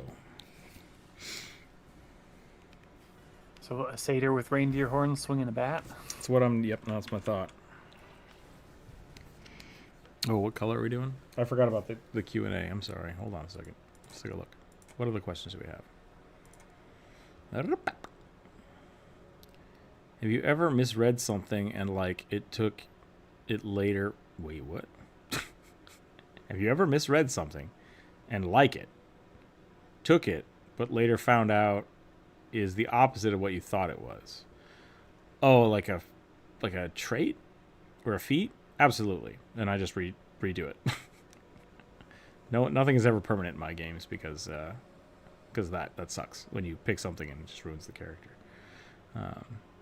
If you could have a real world pet of a D&D monster, what would you choose?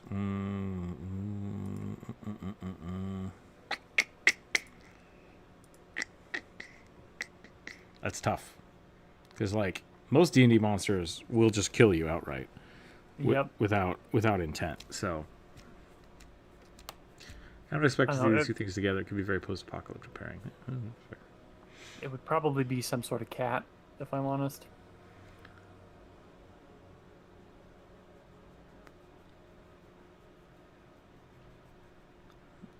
I don't understand the why of an evil campaign. First off, evil characters would only work together under a strong leader, and there's a lot of backstabbing and party conflict. Why?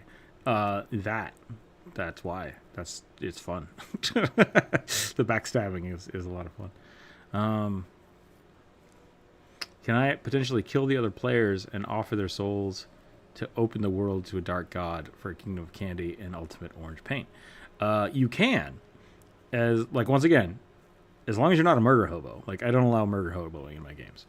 I mean, I allow it, but, like, I have conversations with people because I don't like that. Now, that being said, spoilers, Kevin the Necromancer was absolutely going to sacrifice all the other party members to summon a dark god. It was kind of part of the plot.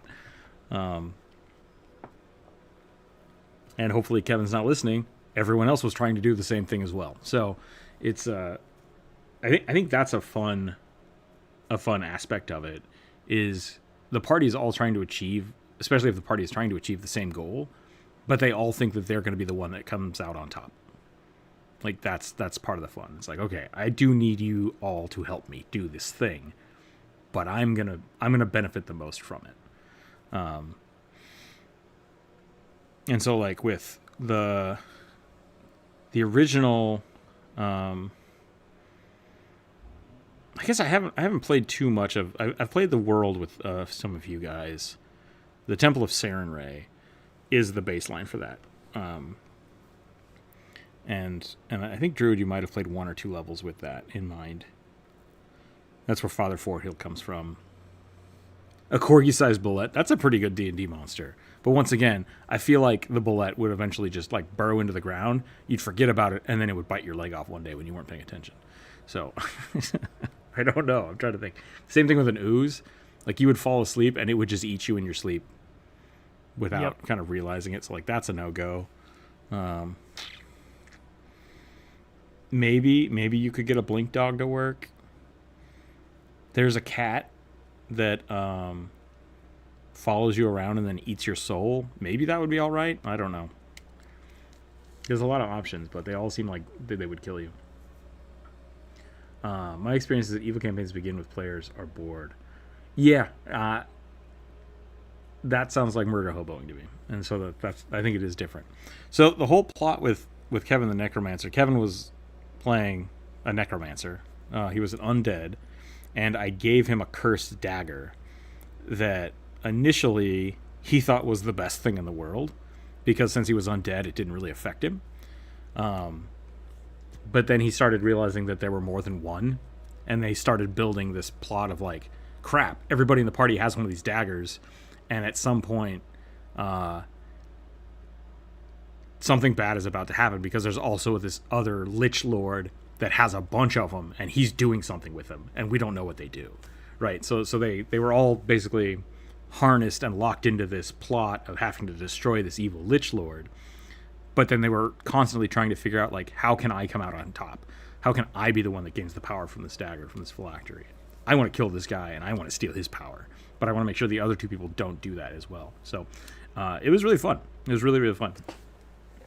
And they were running around in this world where there's a whole bunch of paladins and people trying to purge the land from undead because of this evil necromancer. And so Kevin, just being in that universe, was hostile to him, and the other players being affiliated with him also got like blamed for it. So now you have 3 people that have to stick together because they don't have anybody else, and they're trying to achieve their goal inside this hostile environment. So it's not too different from a normal game. It's just the stakes are a little different. Evil characters are all about harming the innocent, raping, pillage, and murder. I don't think that's necessarily true. Like, I think visualizing a party of devils and demons is not something I'd want to be a part of. Yeah, I mean, like, that's it's not necessarily the case. I think, like, Lars's character played a bounty hunter that just kind of got stuck with the party.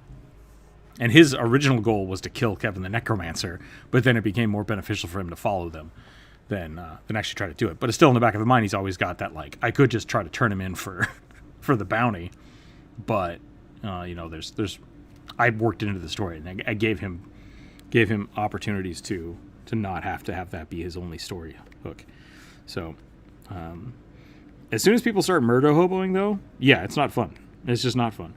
So if you're a demon and you want to murder everybody, as a DM, don't put them in a town. Like, just don't do it. Don't give them opportunities to do that. And if you do, you have to be able to play. You have to be able to play off of it. So, like, Kevin, one problem he had is anytime he would walk into a city, he looked undead, right? And so people freaked out, and people hated it, and people called for guards, and he couldn't. Essentially, for the first 5 or 6 levels, he couldn't sell treasure. He couldn't buy things. Like, he had to work his way in or fiddle around the system to even get anything to happen. And then in later levels, he got spells that he could, like, disguise himself. And that felt really good. And that's a spell that is normally like, disguise undead. That's stupid. Disguise aura. Nobody needs that.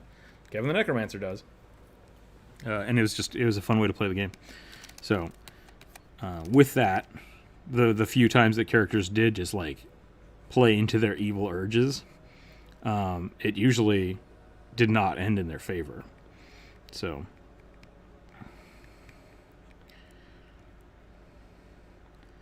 I would just think it doesn't have to be that all the characters are murder hobos. The story is just different. It's a different story, and it's a lot of fun. It's a lot of fun.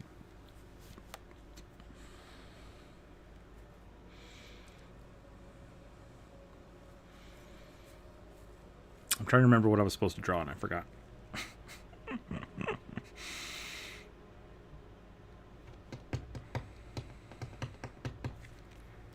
I'll have to go back and look. Evil character is just a character whose goals outside of what most people want is usually selfish. I agree. I think that's a good way to look at it. Oh, that's right. Satyr. The satyr.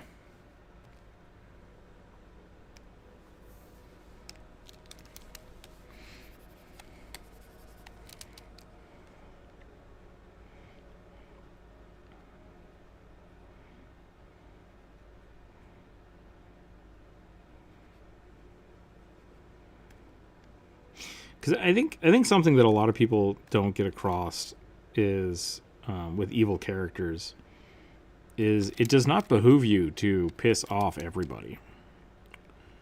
Like the murder hobo thing, I've never really had a problem with it because I'm in charge of the world. Like I can very easily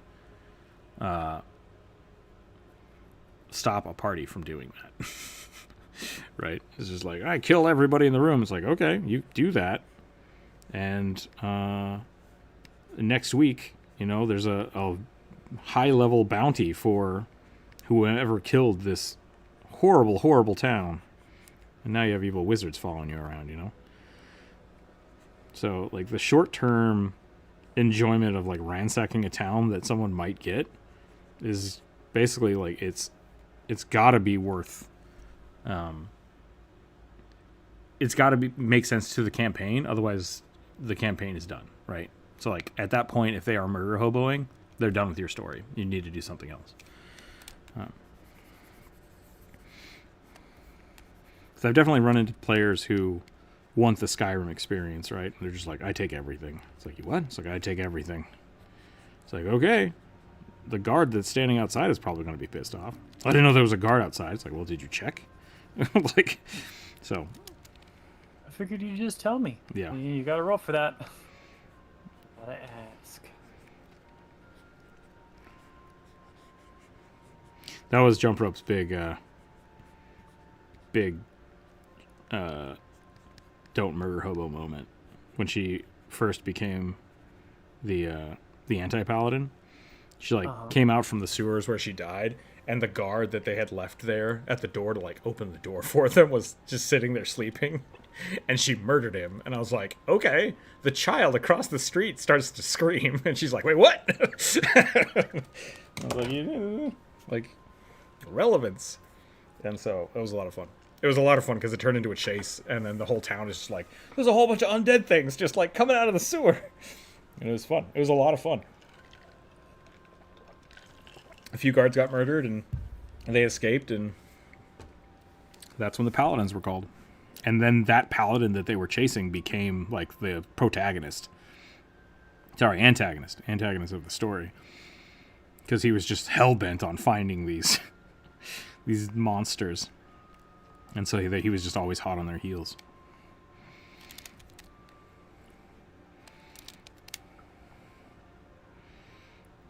And the fun thing about that is, like, I had the whole system set up for this order of paladins. And that's the Dawn Martyrs. Like, Jump Rope has played a character that follows that sect. Like, that group. As other characters. Because it's something that I developed, and it was a lot of fun for that world. Of just, like, anti-death paladins. So, yeah. Evil campaigns can be a lot of fun. You just have to play them right. And it's different. It's a different thing for your DM. Do satyrs have beards? Usually they're fairly hairy. Yeah. I usually draw them with beards.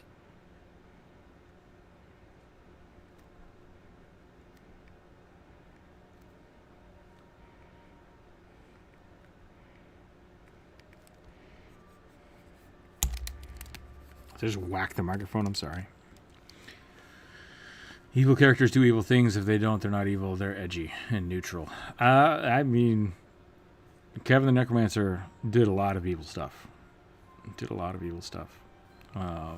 The point is that a truly evil character is also probably going to be smart enough or have enough experience being evil that they don't do it out in the open where other people are going to hold them accountable for their shitty actions. Yeah, and that kind of goes the same with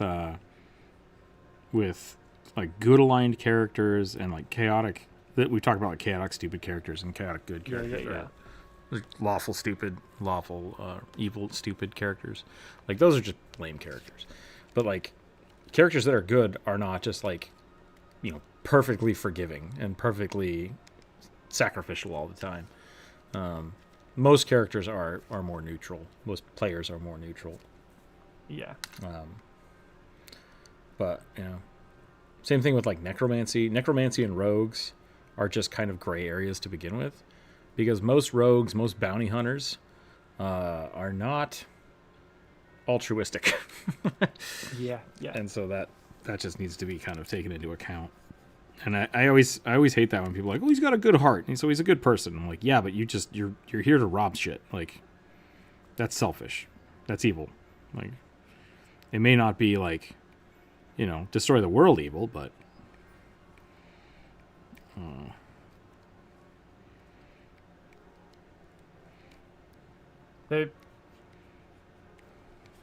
the non-evil rogue is a rogue that steals because they've never had any other choice. Mm-hmm. It was steal to be able to eat. In a lot of settings, that's not really 100% necessary all the time. And if that's not your rogue's backstory and they steal for fun, guess what? You're evil. I do think this is coming from a lot of characters that people have talked to me about. There's a lot of characters that really don't want, or a lot of players that want their characters to not be evil, and that they end up just like how you play it and what you're doing is evil. It just is, and that's okay. I think a lot of people are not okay with that. It's like it's okay for your character to be, you know, more selfish than altruistic. I'll only do something if you pay us. It's like, well, it's not necessarily an evil act, but it's definitely not a good act. You're not helping them because you want to or because you feel like you need to. Wanting a reward doesn't make you evil, but it doesn't put you on the side of the good guys because someone is paying you to do a job, you know? Like, there are things that are not morally driven, I guess. So, if you really wanted to play a true neutral character, you should just play a business character. Like, hello, I'm an accountant. I'm here to look at the numbers. The numbers and only the numbers. I don't know what I'm doing here. The satyr just does not feel... I keep drawing them very, like, kind of happy.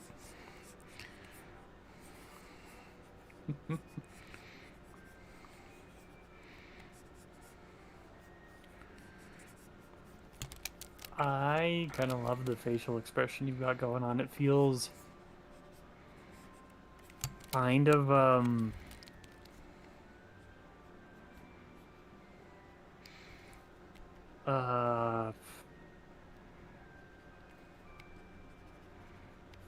damn it, what's the illustrator's name?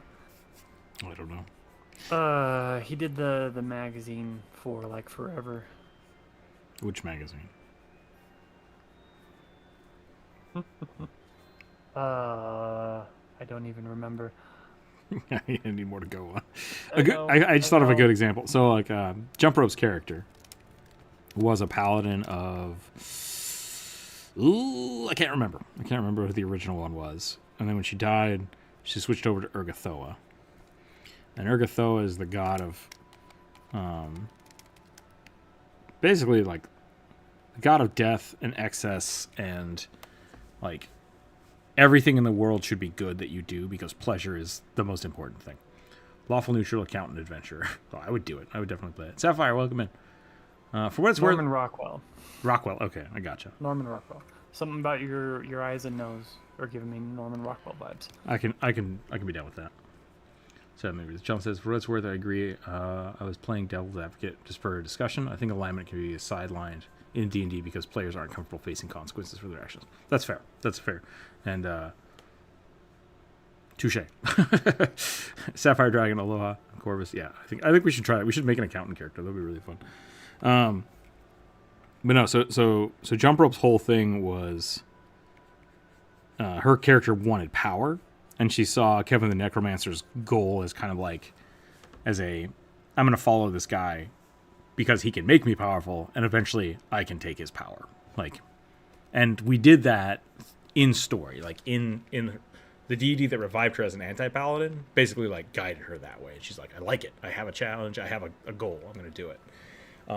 But within that, she was one of the few people that could go into town because she looked pale and such, because she was undead-ish, but she wasn't undead. Doesn't matter. But she was a drow, so people didn't like her like that, like her for that. But she was polite. She had etiquette, and she was like well taken care of and looked like she was fancy. And she like eventually bought a house and like had extravagant parties and made sure that all of the meat she sourced for the parties was questionable. that was what she did, right? So she was trying to she was doing evil acts in a way that seemed good out in the open because it gave her character like that evil pleasure, and that's what her etiquette was. Like she had to follow that. So she did tons of just horrible, awful, evil things, but it was all very subtle. It was very subtle, and it was great. A really, really fun character. I think I've drawn her a few times. Arenia is still one of my favorite characters that she's played.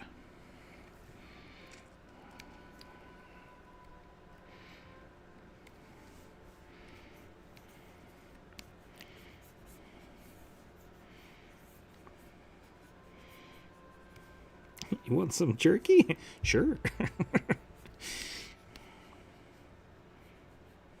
What kind of jerky is that? Oh, it's orc jerky. Oh, is it like orc traditional orc food? Sure.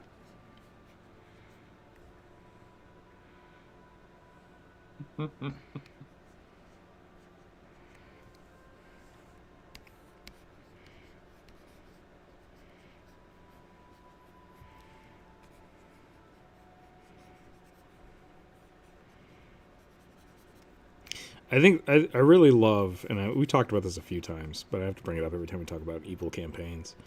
I really love in season 2 of Critical Role when Caduceus Clay almost left the party because everyone else was so gung-ho on just like combat, murder hobo, that Taliesin, being a grave cleric, was just like, I don't belong here. I'm so sorry. I shouldn't be here. And I love that. It's such a it's so true to the character he was playing. Yeah. That those are the kind of things that I love. Like when people realize what their characters are playing don't fit with what they are doing, right? Like, ooh, I don't know if I might, like, the thing I just said would be really funny and great. My character wouldn't do that. My character shouldn't do that. Do I stop what I'm doing and, retcon that and change what I did? Or do I do it and then my character kind of has to, deal with the repercussions of that later? Just from themselves. Like, oh, I should not have done that. I feel horrible. Do I have to repent? Do I have to go help do some charity work to make myself feel better? Do I turn myself in? I love that kind of stuff. I think that's great. There are times when I want to play an anti-paladin of Lamash 2. RPing would be really hard for me to get into that. That could be fun, yeah.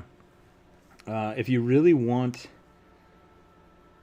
If you haven't read the the introduction to Rise of the Rune Lords, I can get you a copy of that, Corvus.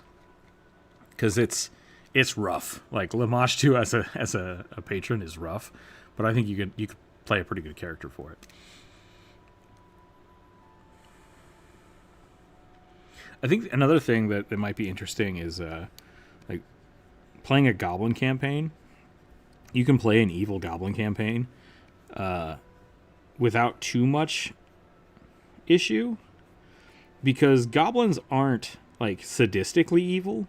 They're just non-traditionally opportunistic. Yeah. Like, goblins love stealing stuff, but goblins love stealing stuff because they don't believe in ownership. So, like, hey, we need a ladder. There's a ladder. Go get that ladder. No one's using it, so we can use it. It's like, hey, that's my ladder. It's like, fuck off.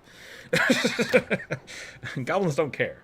So if you can get a whole party to play that way, it's really fun. It's really fun. And it's not necessarily just like, we have to kill and stab everybody and steal everything.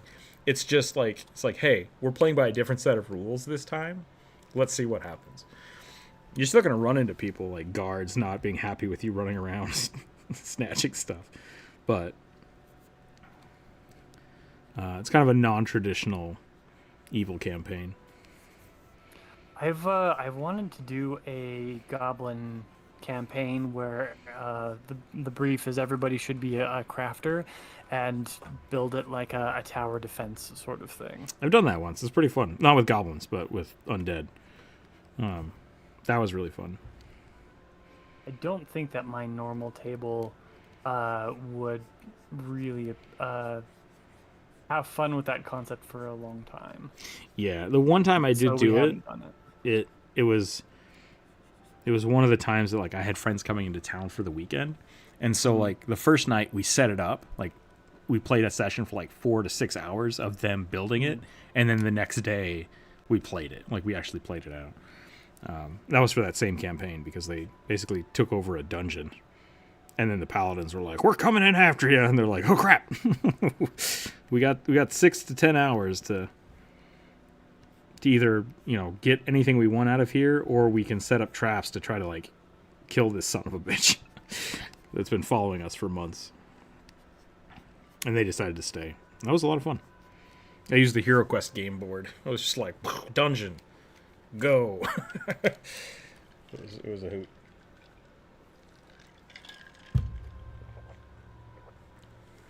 Fancy undead like My Chemical Romance. Jump Rope was playing Darth Vader. Kind of. A little bit. Like, I could see it going that way. I played a cleric of Cyric. I think I know that name. He acted benevolent, kind, and generous to dupe the commoners into worshipping Cyric. Once he made connections, he started evil plots, hiding behind the mask of good. I like that too. Kevin did another thing where he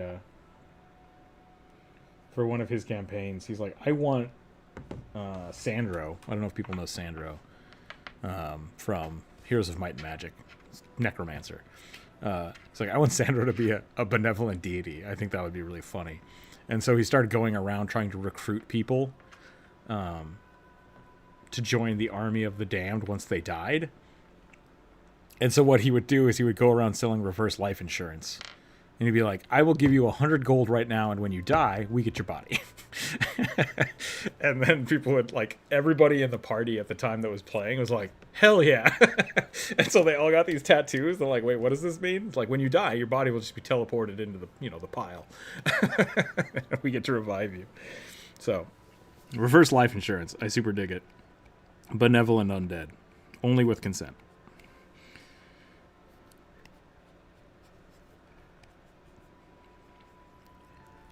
And I really like that.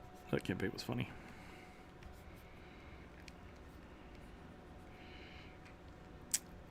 What else am I missing to make this a little more spooky? Burning feet. You make his feet on fire. I guess he shouldn't have feet, but that's fine. What time is it? It is 1 o'clock, so I need to take a break.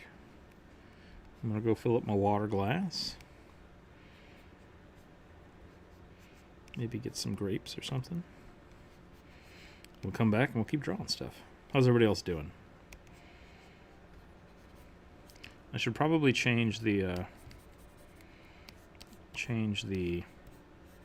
Q&A.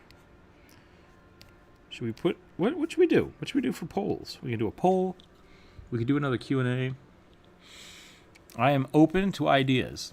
Does not mean I will use them, but please give me Give me a thing. Posture check, thank you.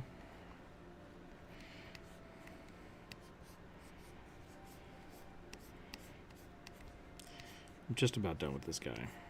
And then I'm going to go take a break real quick. We'll run some ads, pay some bills, fill up the water glass, use the restroom, etc., etc., etc.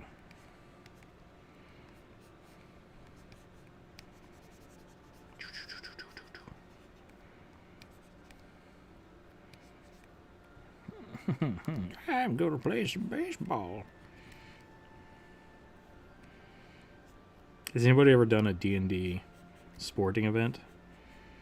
I did some commissions for a Blood Bowl once, which is like Warhammer football. That was fun. Okay. Hang tight, everybody. I'll be right back.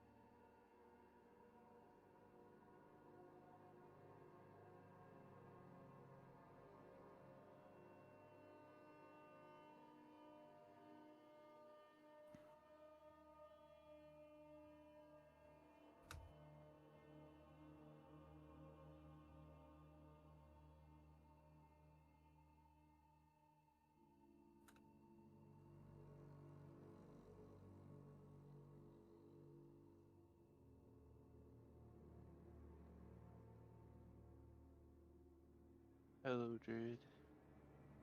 Hey, Corvus. Okay, we're back. We are back. Did my music stop? No, it's just really quiet.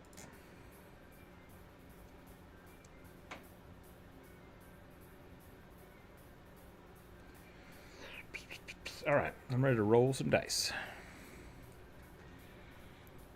An all-goblinoid campaign would be cool. Limit players to goblins, hobgoblins, and bugbears only. There are survivors of a defeated Overlord army trying to survive in the world that hates them. That could be fun. What's the other one? There's We Be Goblins is really funny because it takes place right at the start of the Rise of the Rune Lords. And because there's a goblin attack that happens like at the beginning of that campaign. And so you do that from the view of the goblins, and then you just kind of go from there. It's really, really funny. All right, rolling some dice here. 11. Human ranger of the desert that wears a large turban with swords protruding from it. Okay. I hope that's not a stereotype. That feels like I've heard that before.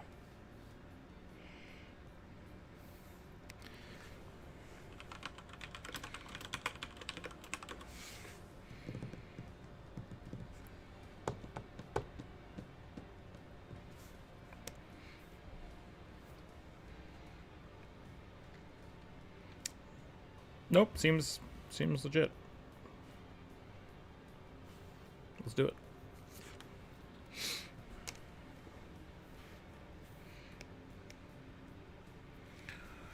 Boom, bum, bum, bum.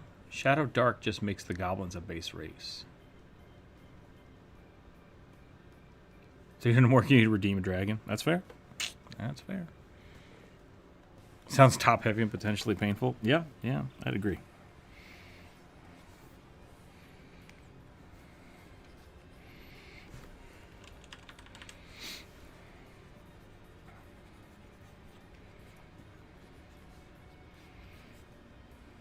I might just do this as a portrait.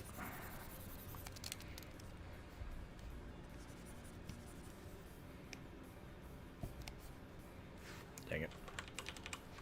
Dang it.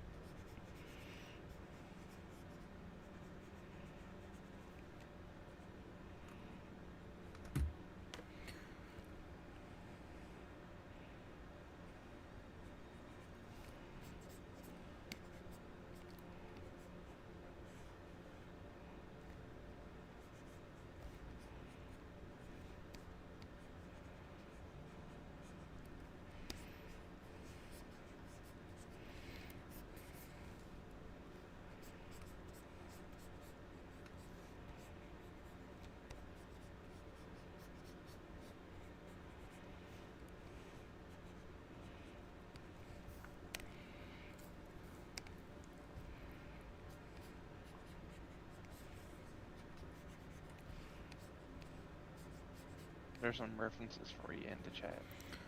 Oh, nice. Okay. That is a lot of swords. And the orc is done by Steve Sketches. Oh, yeah? Great, now I gotta compete. Exactly. Be ashamed. You don't have to compete.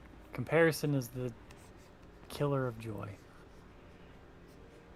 Just do you and have fun. Fair.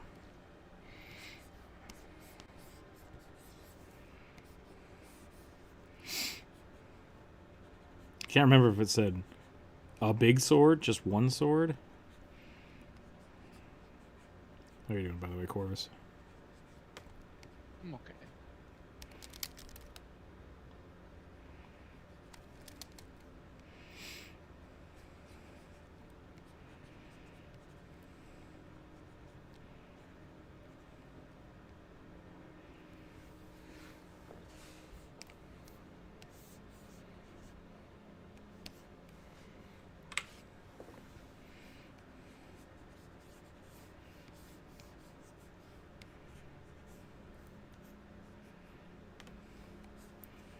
I think I want to go... Do I want to go sleeveless?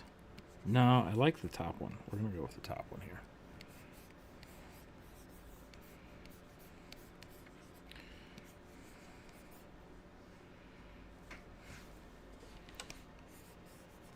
I love drawing with the symmetry tool.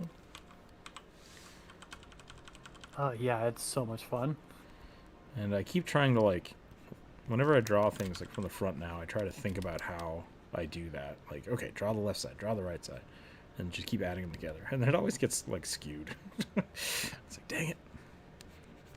I gotta get symmetry out of my brain. Don't worry about symmetry. Just make the whole thing work.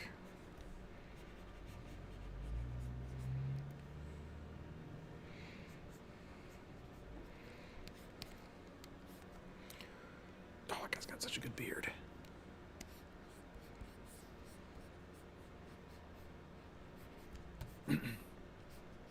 There are few people in the world that have better or cooler facial hair than Sikhs.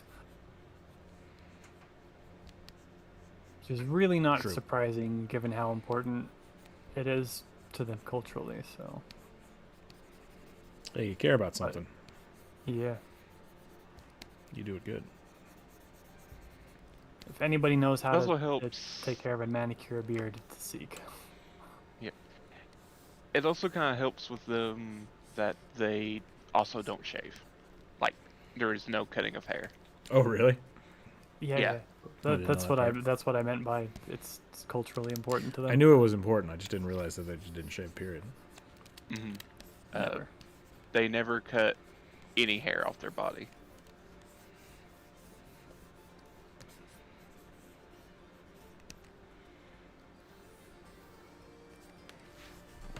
Oh. All right. The last Eastern Asian character I played was a former palace guard from a culture based on Mongol India? Mughu? Is that how that's pronounced? I don't know how to say that. Mongol, or Okay. not Mongol, Mughal. Mughal. Okay. Mughals? Gooboo. I mean, they do name themselves after the Mongol Empire. That's that's the reason why.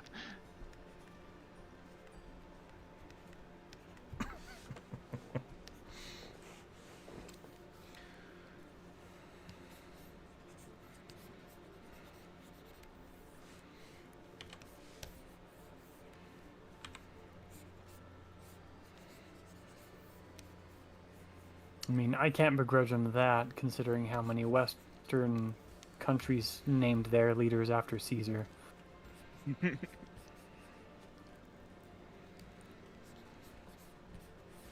Yeah, small bit of history. The guy who founded it, he was a descendant of one like the grandkids of Genghis Khan, Interesting.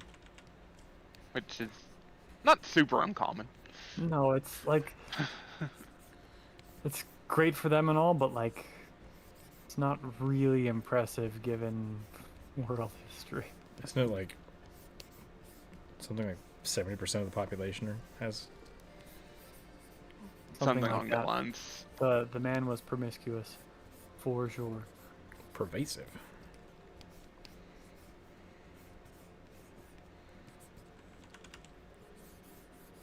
He certainly liked the ladies and was not known for taking no for an answer.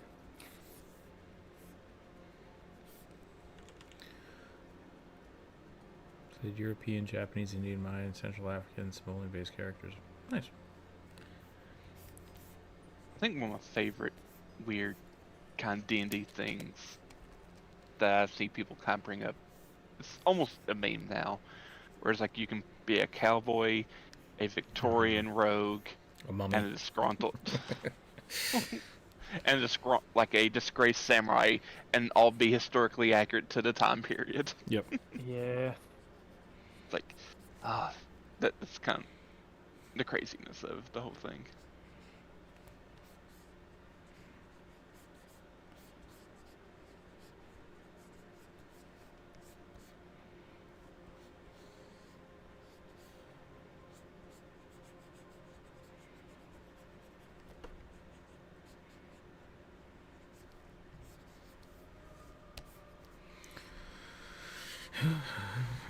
I just Aladdin the hell out of this sword.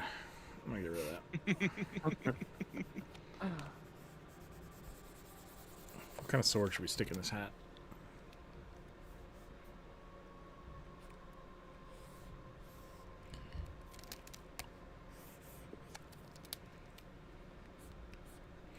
I drew the big turban and I just started thinking of Indiana Jones.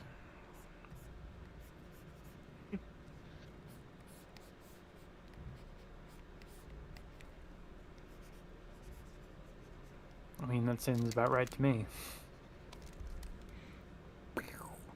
Critical Role's Percy had some influences on the rise of the Victorian steampunk characters. Oh, no. They've been around. Oh yeah, so sweetheart. Percy is not what we call an original character. Taliesin plays him great. Don't get me wrong. Yeah, yeah. But everything about him is a trope. He's the runaway prince motif mixed with dark brooding Bruce Wayne like character. Mm-hmm. Yep. I mean, he is essentially Bruce Wayne. So Yeah. that's fair. Tortured past syndrome. I love that Taliesin then played the owlbear as Batman too. So it's like Yeah. Talison's definitely got a type. The owlbear was. Did you see their series on Geek and Sundry where they discussed comics? No. But Taliesin loves comics. Taliesin. Yeah. Yeah. No, Taliesin was one of the absolute main people who did that, and they like, I think the premise of the show was to have as obscure arguments or about comics as you possibly could manage. Taliesin was always on there, and there was I've totally forgotten her name. There was a girl who was on Geek and Sundry a lot. Kind of shortish blonde, round face, round glasses. But she was always on there, and then they usually had a guest or swapped somebody out. But like, it was the nerdiest shit I've ever seen, and like, you totally see how much Talison's like love of comic books bleeds into everything he does, but definitely D&D, and that show was wild.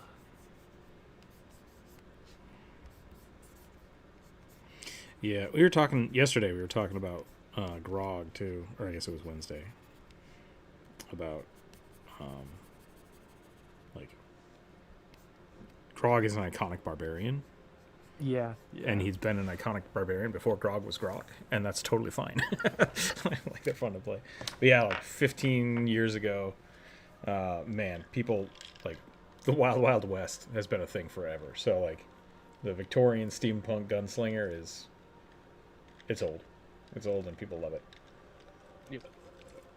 And people love it for a reason, right? Like, it's been Yeah. done really well a bunch of times. It's been done really badly a bunch of times, but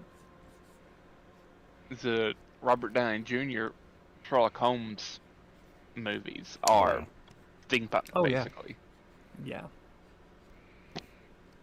Pretty much. Okay, I think I'm done with this one.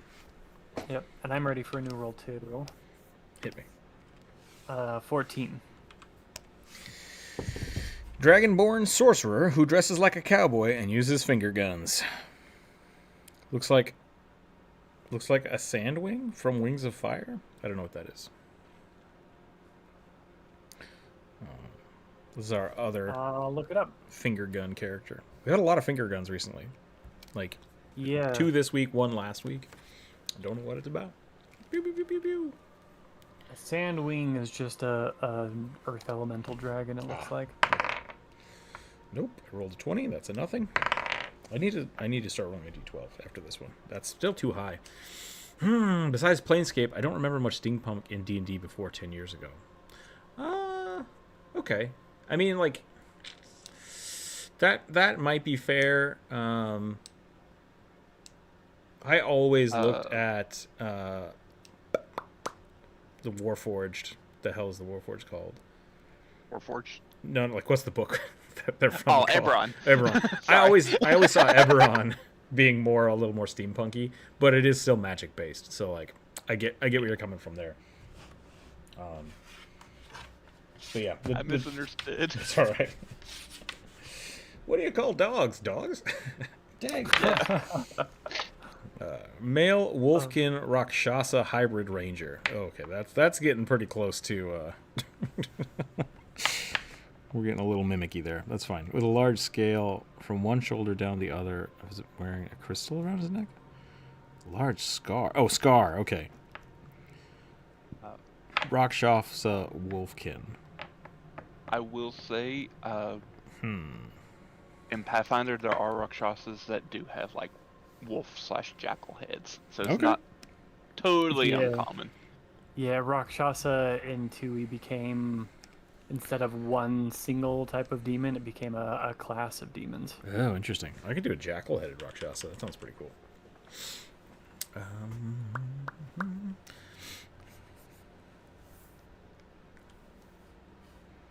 Trying to think of the other. Wait, I want red. Why you do this? Why you do this? How you do?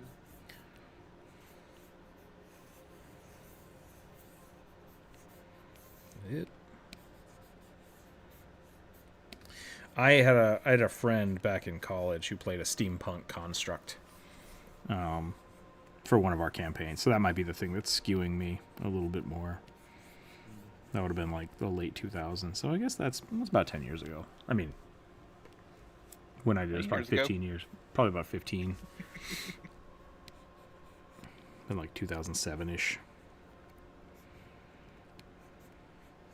I was in 7th grade. Yeah. It sucks getting old. I mean, you're old. I'm not. It'll happen to you. It's all about the mindset. No offense, Rick. You have the old man mindset. I do. Yeah, I mean, yeah, like mindset is important, but sometimes also your body just starts to break down, and you feel old. You just do, and there's no getting away from it.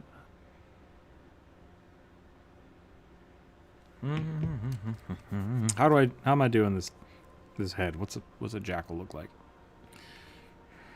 A skinny wolf. Or coyote. Coyote. They are, like, in terms of body shape, kind of like the same animal. Yeah. There's a zoo in Tacoma. I think it's Tacoma. That has some gray wolves, I think. Maybe it's red wolves. I think it might be red wolves. They're spooky looking. Like, they have the exact same skull as a wolf, which is just like, big teeth and whatever. Are you referring to maned wolves? Like the big, like, deer wolf? Maybe. They have the same super long, same skull pattern, but it's just super fucking long and creepy looking.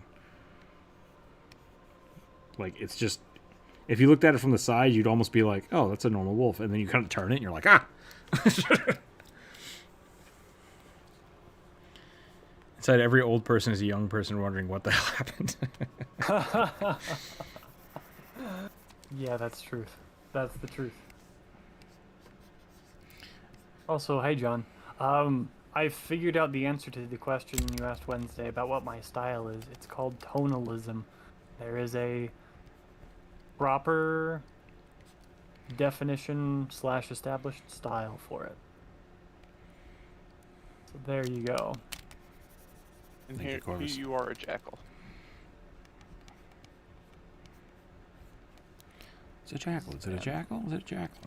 Was it a jackal the first time? Remember when Family Guy used to be funny? Me neither. No. Remember when they killed Brian? No. Yeah, they killed Brian one episode. Like had a whole like deathbed episode about him dying, then brought him back the next episode. People actually thought they may have actually just like killed Brian off from the show for no real reason. I mean, he's not the best character, so. My biggest problem with Family Guy, which is not really a problem. Oh Jesus, is that That's the a maned maned wolf? Okay, yeah, that's not what I'm Yep. talking about. I think it's Okay. I'm gonna look it up. I think it's a Wolf is- Washington. Maned wolf is the borzoi of foxes. Yeah. I don't know. Are they even related to foxes? I can't remember. I'm not sure. I think of them as being more closely related to foxes than wolves or coyotes, but Yeah. I don't know if I'm basing that off of anything. It is neither a wolf nor a fox. It is its own genus in the canine family. The endangered red wolf. He's got really long noses. Just real long noses. Interesting. Hmm. To me, like when I hear like things like gray wolf or red wolf, I just like so. It was just. Oh yeah, okay. They're just different. Yeah, they're different Subspecies. subspecies. I think I don't know if there's like none left in the wild and the only ones that exist are in the zoo, or if there's like 17 left in the wild. But it's a small one.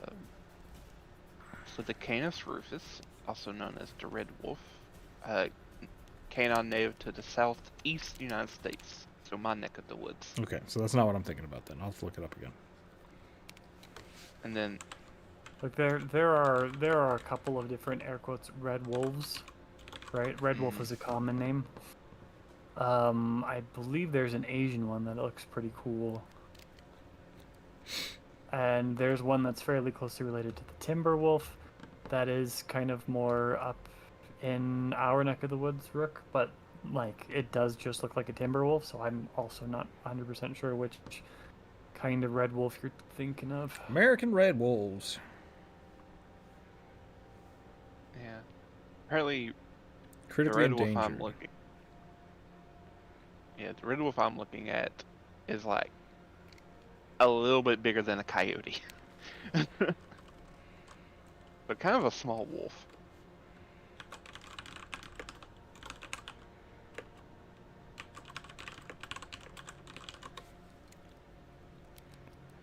Sorry for distracting. That's all right. You're good. This is the Asian red wolf. Poof. It's just a wolf with a fox skin over them. Kind of. That's kind of what this feels like too.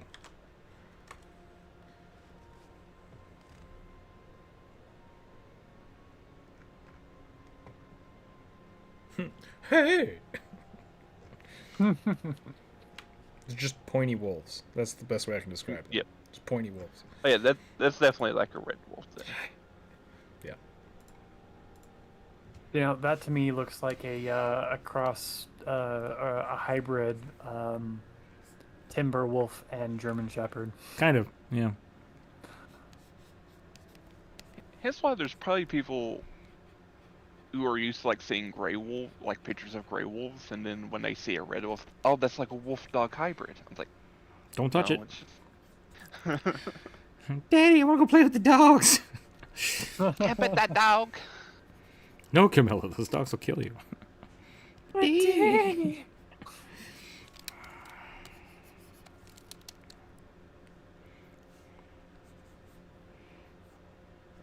I gotta get these. Man, finger gun poses are make good. It's like just look up Dark Brandon.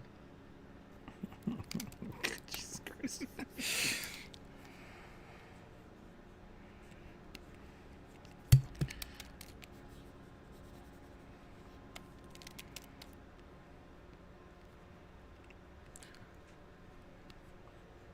I worry about the next generation. I was watching a thing yesterday about it was, I don't know if it was a TikTok or a news story about a TikTok, but a teacher, music teacher, talking about her class, and she's like, we used to do a thing where we'd say hiya, and everyone would raise their recorders up so I could make sure people are paying attention because they have their recorders raised in the air. And I told them to do that. Everyone went, ooh, ooh, and she was just like, I'm done. I have to quit now. I hate this place. Because all the kids ooh-oohed at her. It's just like, I don't blame you. Times are a-changing. And my advice for people who complain about it is get over it. It ain't your world anymore. I used to It be never with was. it, but then what it was changed. Yep. And that's okay. It'll happen to you. One of my friends, I was talking to him, someone I haven't seen in a long time, and he was like, "Oh yeah, I set up a server so my kids could play Roblox and Fortnite offline," and I was just like, "Gross." like this is the world we live in now. No longer World of Warcraft servers, it's Roblox servers. And I was like, no. But you're right. Who cares? It's just changed. It's all the same stuff. As long as people are being safe and not hurting each other, I don't care. You've clearly never been on a Roblox server. I have. Because my little more brother peop- had to use my laptop one day for it. I'm just like, eh. And were people being safe and or nice to each other? As safe and as nice as like Call of Duty back in the day was. Oh man. So not at all. So much racism and profanity. Yep.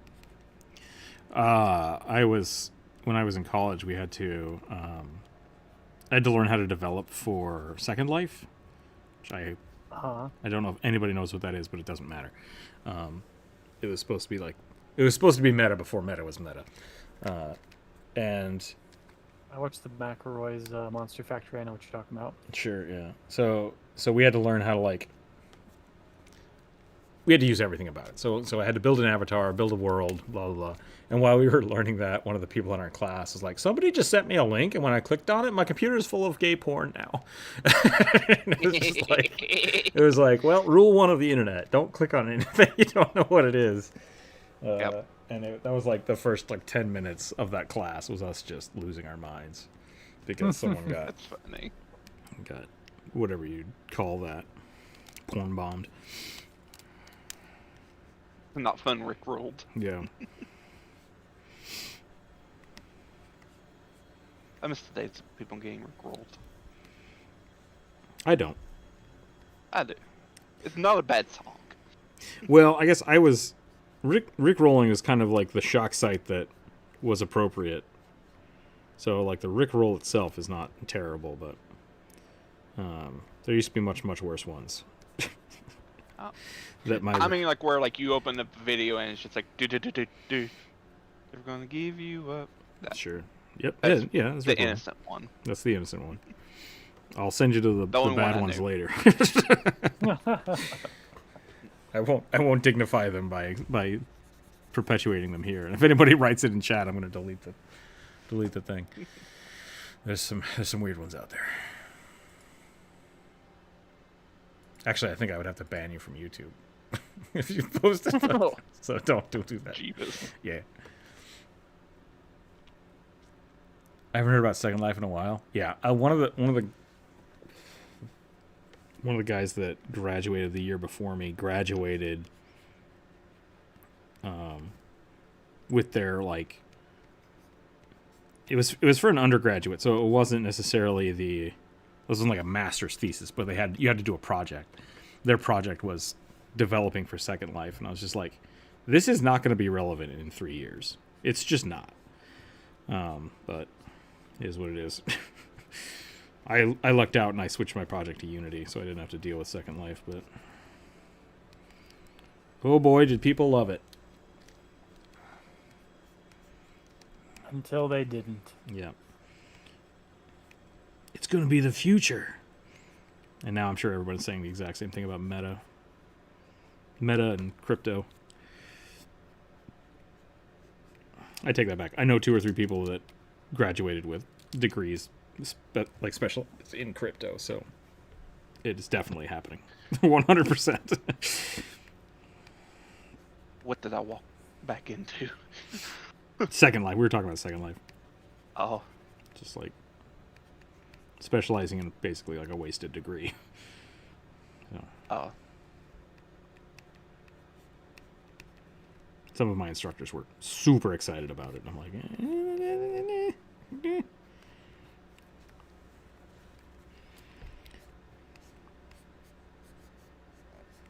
My cat outside is just yowling until the cows come home. you want some fuck?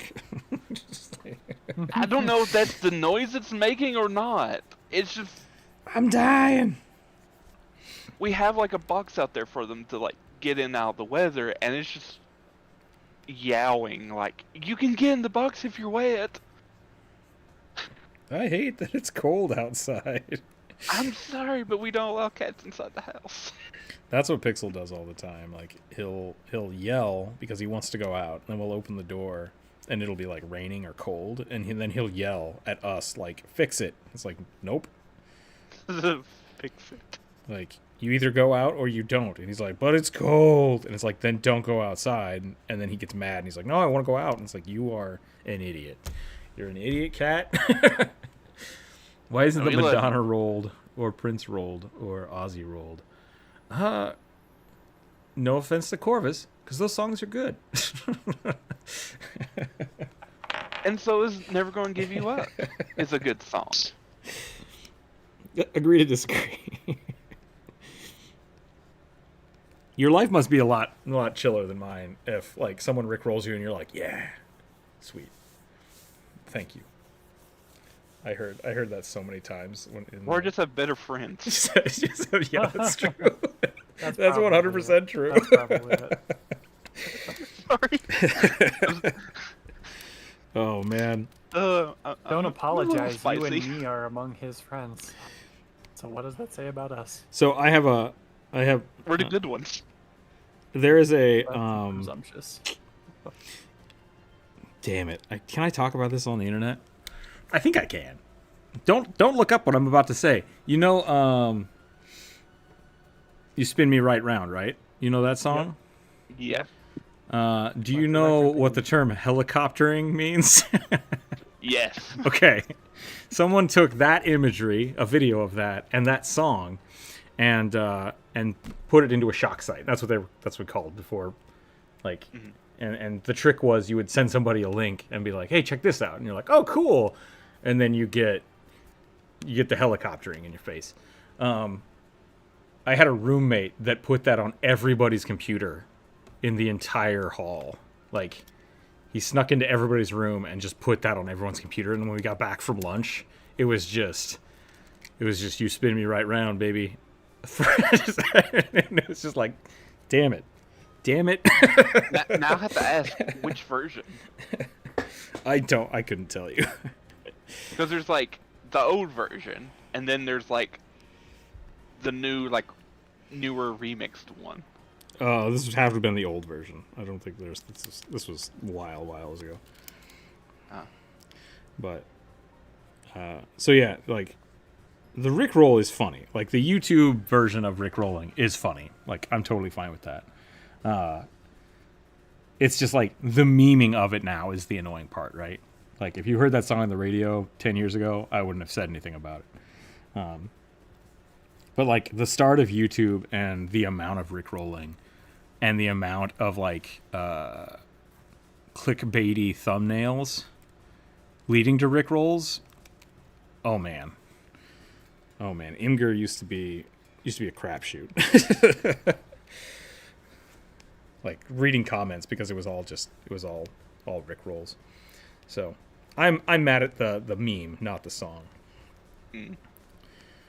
And even that, I don't really care at the end of the day. Yeah, I will say I don't exactly know like why certain songs get memed. Like even sure they may not be the greatest songs or the greatest hits of their time, but it's like they're not bad songs a lot of times. And it's just like, yeah, Why is this getting memed? Thanks, Reddit and 4chan. Yeah, I think the Rickroll works because of the sting that it has, which is what made it catchy to begin with, right? Yeah, yeah. And it's the but same also thing. the kind of goofiness of the music video I think plays into it. Yeah, the music video is a bit goofy. Because he's like, Never gonna keep, never gonna keep. Rick Astley's got an amazing voice, though. You got to give him that. Yeah. Yeah, I don't have a problem with the song. I don't know what I've done here, but like it physically hurt me to draw this hand backwards. Oh yeah. Rakshasa are horrible to draw for that one reason. A normal hand is bad enough. just draw a normal hand and like flip it around with the tool. Grab and mirror. Yep, that could work. I don't know if that's actually how it works, but It's not. That's okay. I'm just trying to be nice and give helpful possible things. After I just dissed your friends. I mean, I just told you about my roommate who borderline sexually assaulted everybody on on my floor. So.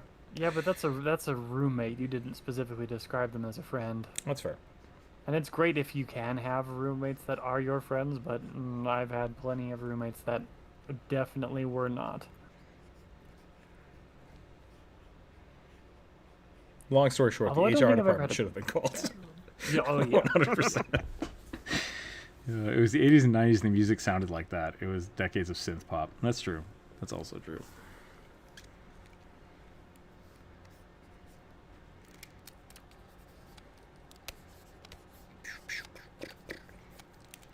Really, the thing was, like, tons of people were doing stuff like Rickrolling and that with just tons and tons of songs. I think the Rickroll was just the one that stuck around the longest.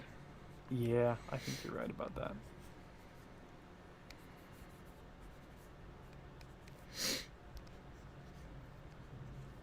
Sorcerer should have clothes, probably. And what am I gonna do for these? I don't even remember what this was supposed to be. Ranger. Okay. Oh, it's supposed to have a Rangers. scar.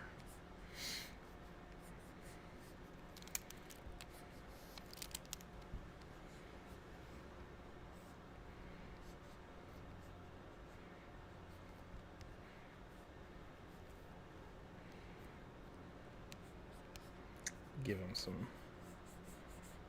shoulder pads. Kind of already did. I'm just going to reinforce it.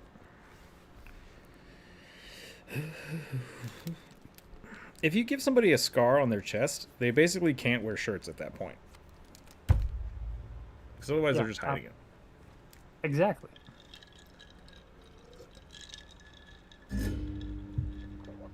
And I'm not definitely not agreeing with you just because I'm biased about people needing to wear less clothes in general. Totally. It is 1:46. Druid, how are you doing? I'm doing pretty good. Okay, I'll probably do some more. So yeah, I'll add that to the list there for you. A Knoll Barbarian Warlock. His patron is a cursed cookbook.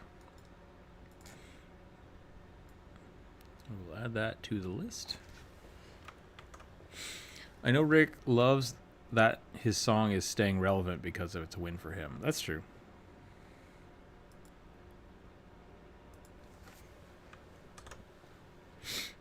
As opposed to like Nirvana, who hates a lot, Hates the songs that got popular.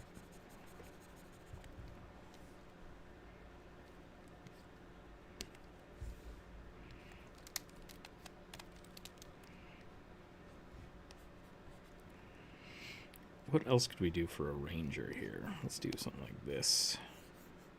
Give him a big old belt.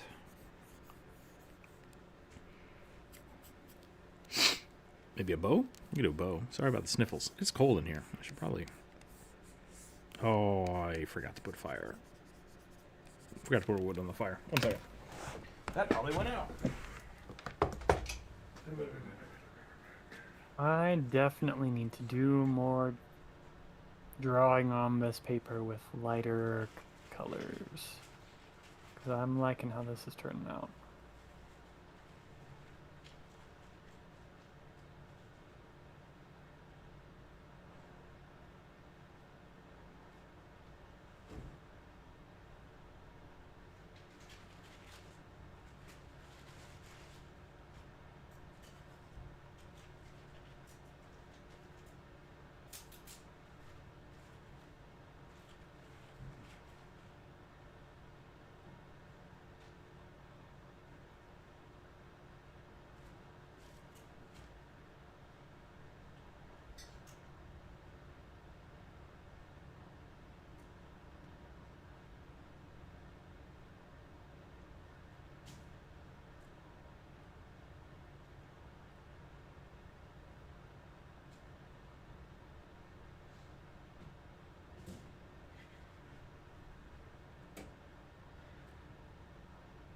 Do I want to do wings? I kind of want to do wings. I know Dragonborn don't have wings, but they should, right? What does chat think?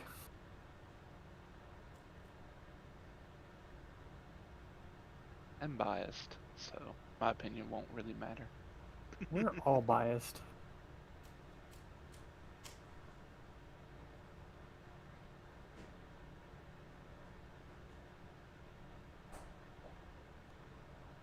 Like, I could care less if they have tails, but I don't know. I feel like Dragonborn shouldn't have wings. That's just me. That just makes them a different creature at this point. Fair. But it's your Dragonborn. So, you do you. Why wear a shirt if a character has fur? Exactly. It doesn't make sense. Super uncomfortable.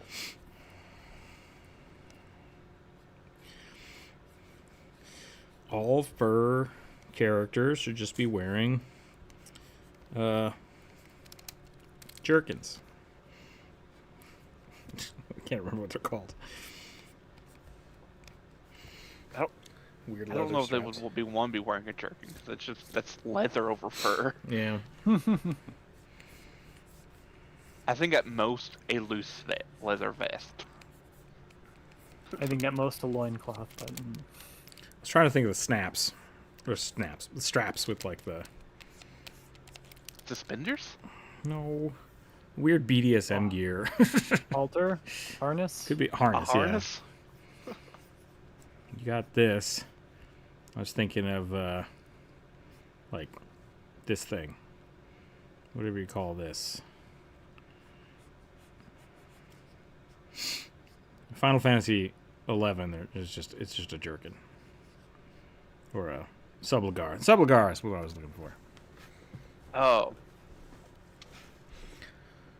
I wanted to see this dude as a dragon for a while. Boone?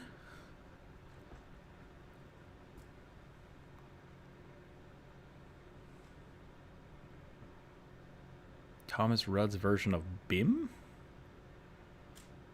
I don't know what I'm reading. Yeah. A Duke of the Dead. Or a hooded cape. You could do the cape. The cape would make sense. Nutmeg, hello, hello. I feel like a cape would mess with wings Yeah, no problem. a ton. So, like, most furry characters, probably a cape is okay, but anything with wings, like, I feel like your only options for something to cover your tits at that point is like a halter top or an apron. Well, if you're furry, why do you gotta cover your tits? That's all I gotta know. Exactly. Starfinder, a male knoll mechanic wearing welding goggles. And an industrial jumpsuit. Alright.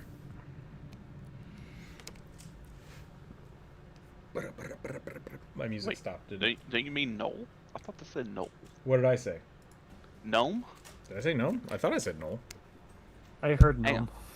Yeah. Okay. Well, it's a knoll. Like, I remember saying that one. and I was thought it gonna draw a knoll, so my brain is in my mouth maybe not so good. I'm also only half paying attention, so maybe my ear's not so good. It is it sounds like a gnome description. Just from what the The rest of the descriptor is. Mm-hmm.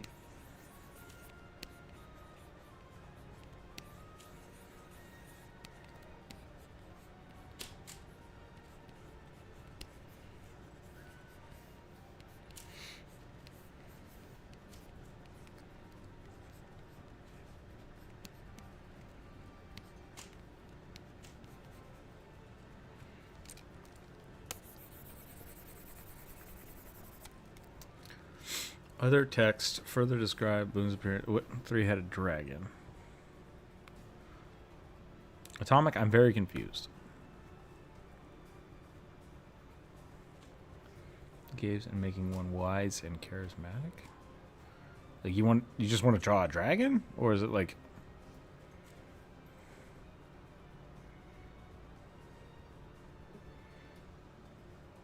Is there like no art of it at all? Oh, sorry, Atomic. I just now realized. Okay, you're trying to do the dragon drawing. Got it.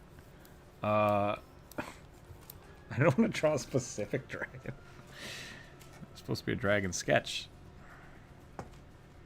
Dragon sketch. No.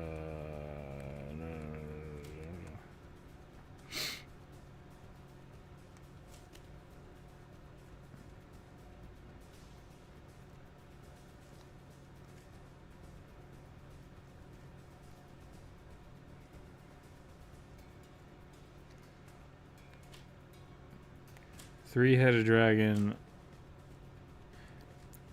The physical appearance. Okay, I'm going to read this because this is kind of hot garbage. The other text further describe Boone's appearance as a three-headed dragon and gives the additional power of making devils gather around graves. Like, that's not a physical description.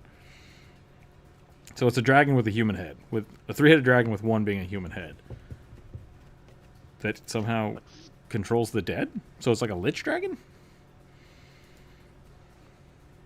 I will draw this. I will draw this.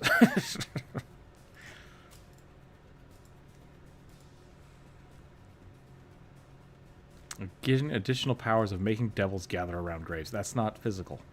That's not a physical description, Wikipedia. Ghidorah? Yeah, I guess so. I guess we're drawing... Sort of, yeah. Alright. I was gonna say, it also sounds like the one weird three-headed dragon from the Bible. I think it is. I think that's what this is supposed to be.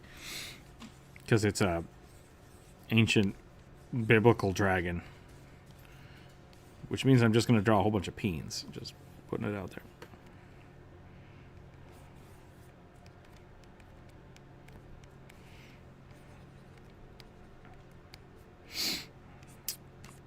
So Atomic, I will do this because you've been saving up for this for a while. Normally the way this works is you give me a race in a class and I draw a dragon that matches that. So it's the side quest this month is we're drawing dragons.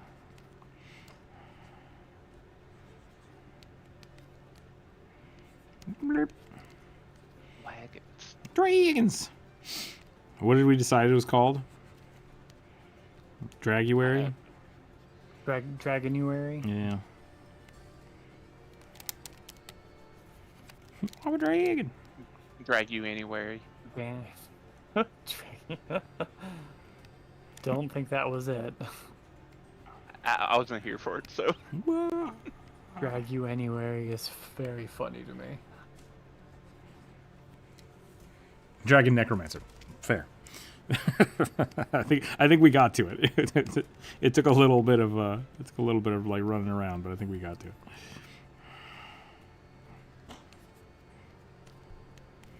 Should I make this dragon like a skull?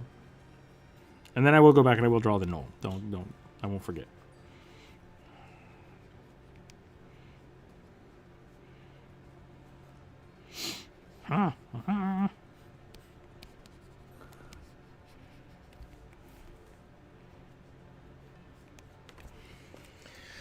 Oh, getting messages. Hold on a second. What's going on here?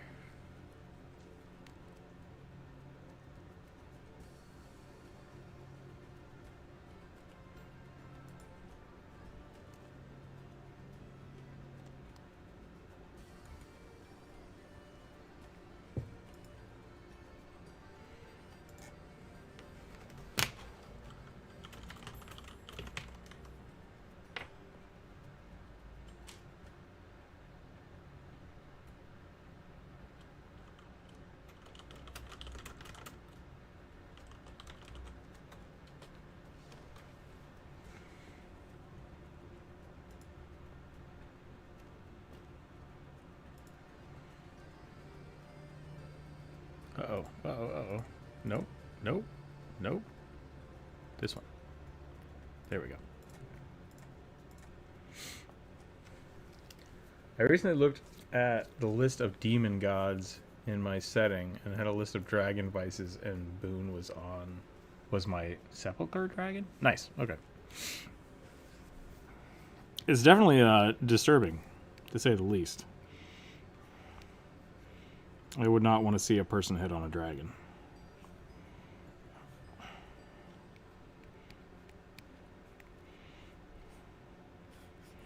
Blarg.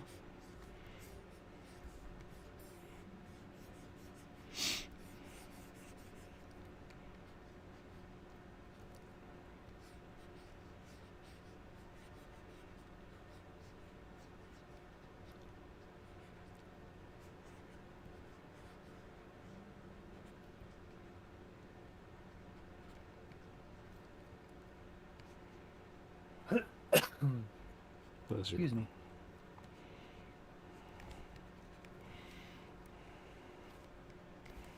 If you have 3 heads on a dragon, one of them always has to be derpy. It's the rule. That's the rule, yep.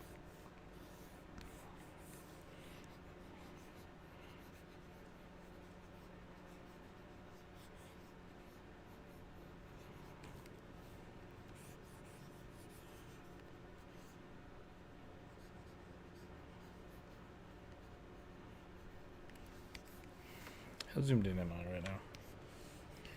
I got space. Okay.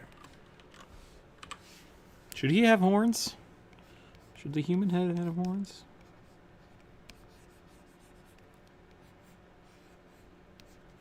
I mean, it's still on a dragon, so... Just as don't the see why face not. is, yeah.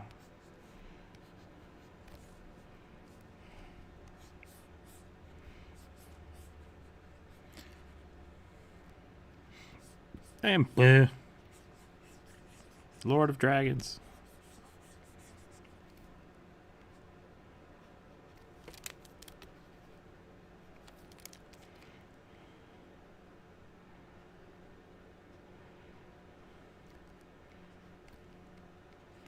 Yes, raise the skeletons.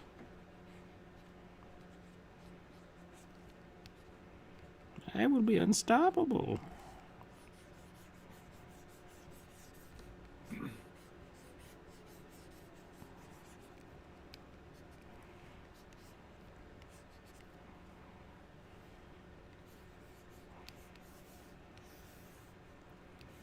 Oh, he needs little wings.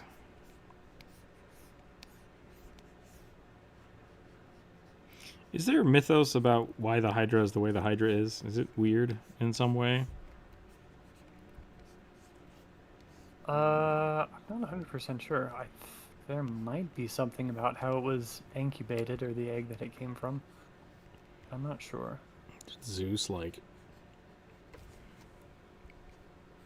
do something weird to it? I was going to say something really inappropriate. Forgot we were on YouTube for a second.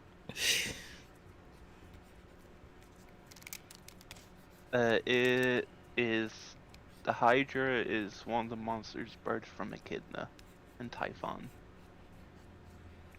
So it's like hedgehog? No, Echidna is the mother of monsters in Greek mythology. Okay, Big giant snake dragon lady. gotcha. And so it's like brothers to Cerberus and the Chimera. Or sister, whatever. So it's just the monster of all monsters. Got it. Yep. Echidna is the Lamashtu of the Greek mythology. Understood.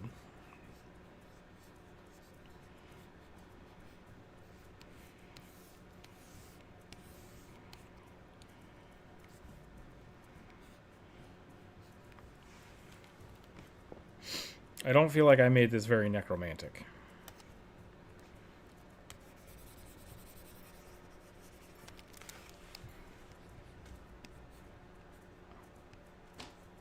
So you're saying you want to draw more skulls? I don't know.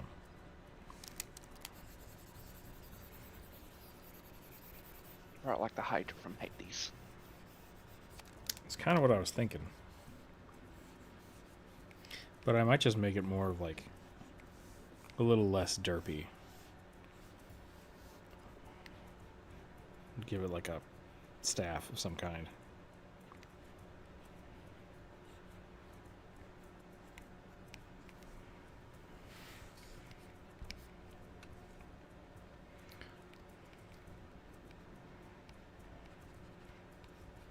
Grr.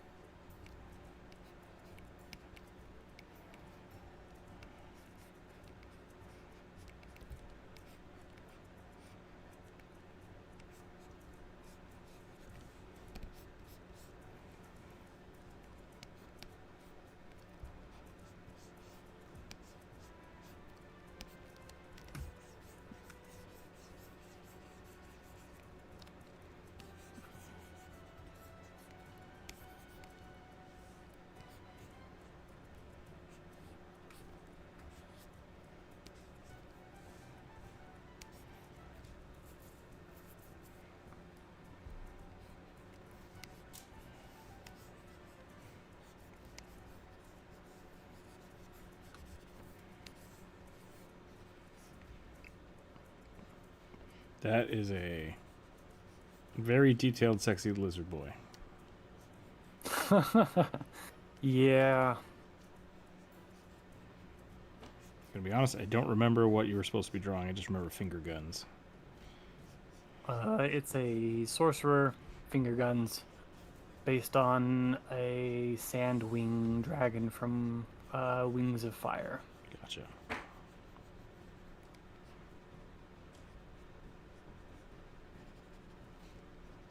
And I'm gonna leave the guns out, but I am gonna cover most of the torso, I think, with something kind of like a robe, because I think that will work for a sorcerer. Sun's out, guns out.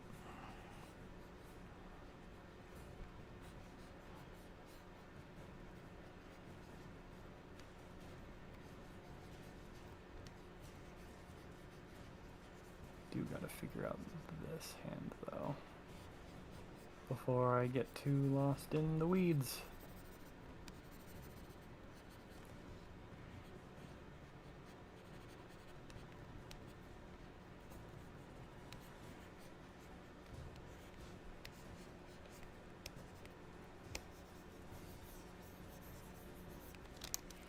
I'm gonna get rid of this tiny wing. Make it a little more imposing.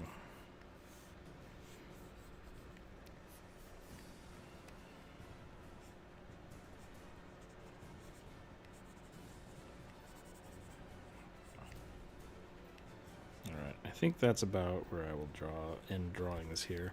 I don't know, I feel like I could have made this a little more necromantic, and I'm not sure how to do that. Besides making this guy's face just way more skull-like. Hmm.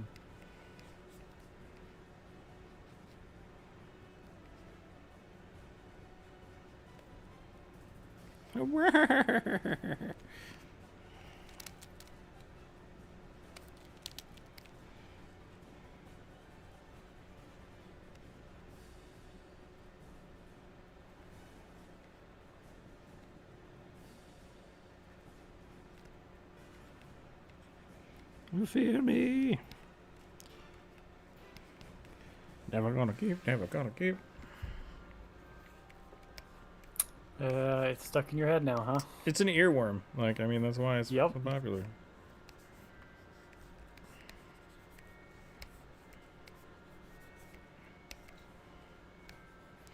Alright.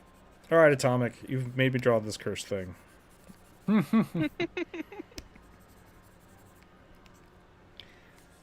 Made you draw, like, I mean, he paid you, didn't put a gun to your head.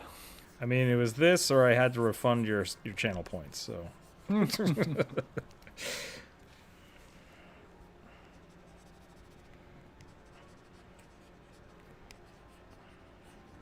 Bear witness!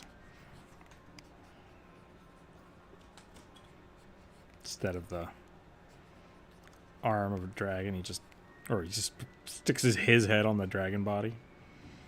Don't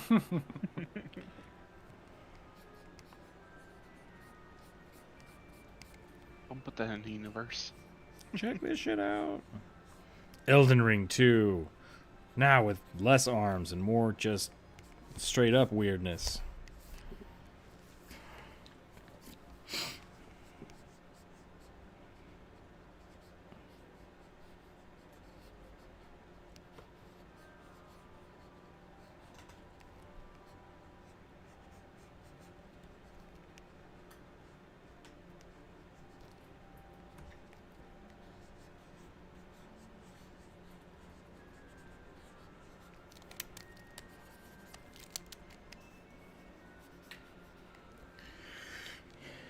You could have made me choose something else, but thank you very much. Yeah, that's all right.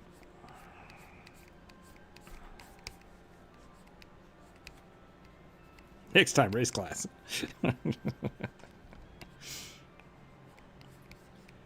This feels almost fan arty.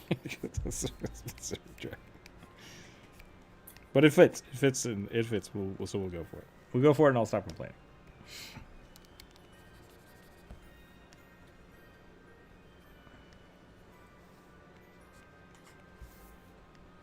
That had better be it. Okay, good. We're having to separate Skip Cat and Pixel's food because it's different food now. And both cats refuse to eat the food that they're supposed to get. And they want to eat the other food. I mean, that sounds pretty typical.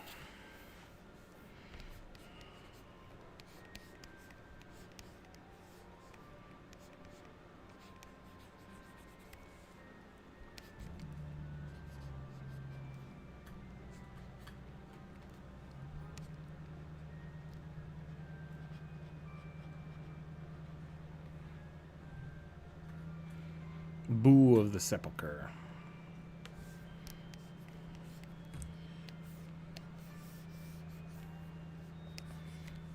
And as is our tradition, that goes down in the bottom corner. And now everyone's going to be real confused about what is going on down. I forgot to turn the bird on today. I'm so sorry, everybody. Oh well. It's too late now.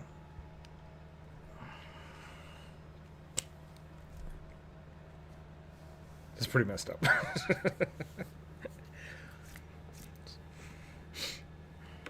What was I supposed to do? Oh, a space knoll? Yes, space null mechanic Can do. with a big wrench.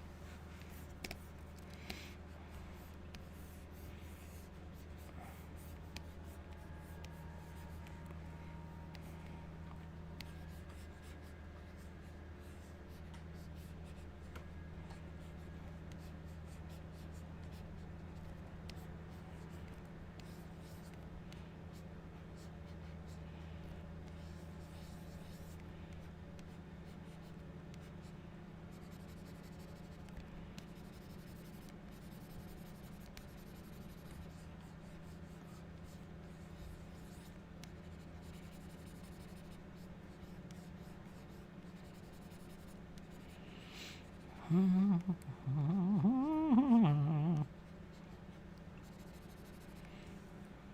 feel like I've drawn a bear. I always forget how gnolls do.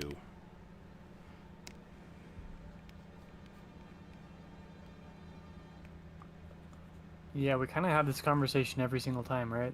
Yeah. Hyenas are just real fucking weird.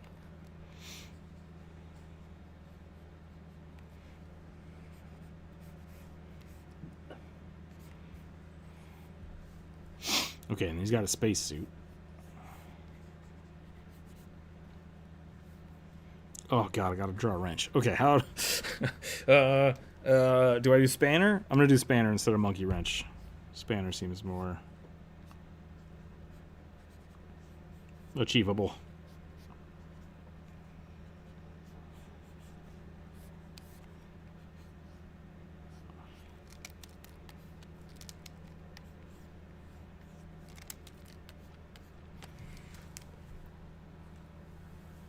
Oh no. And leaning on one arm too long. There we go. Let's stretch a little bit.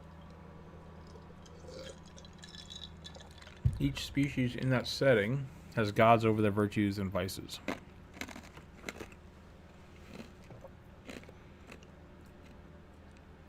Black Dragon Demon of Malice. Gotcha, okay. Did you draw those? I feel like somebody was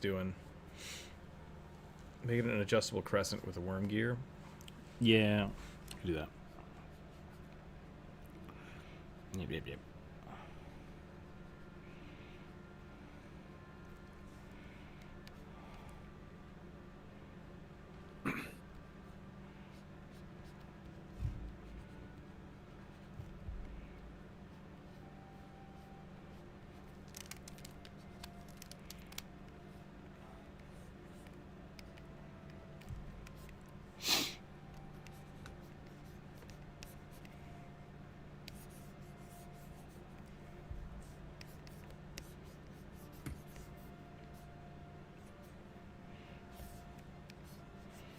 I always want to give Noel super long arms, like bugbears do. Yeah, same. I think it's the neck. Could be the posture. The haunch that that posture kind of feels very like gorilla. Right? That could be. Yeah, that would make sense. So you just want to elongate the arms to kind of offset the height of the body that's supposed to be there. Yeah.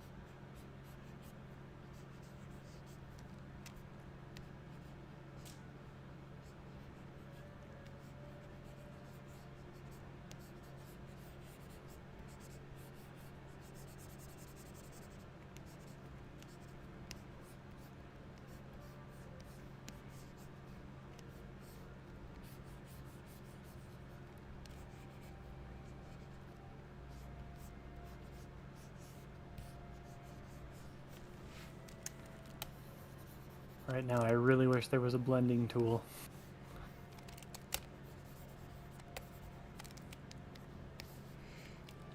I thought there was. Is there not? That's pretty CPU intensive, so I can see them not incorporating that.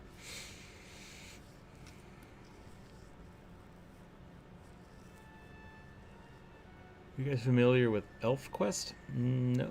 What is ElfQuest?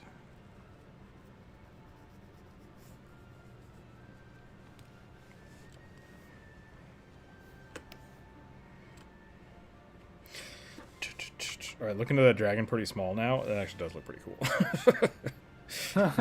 Like as a thumbnail. That would be that would be pretty terrifying.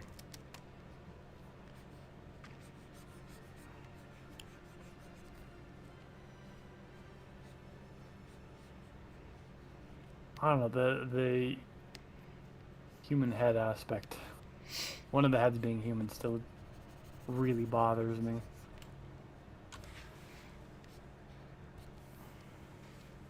But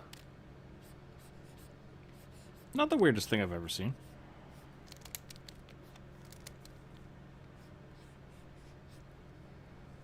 I think you did a good job drawing it.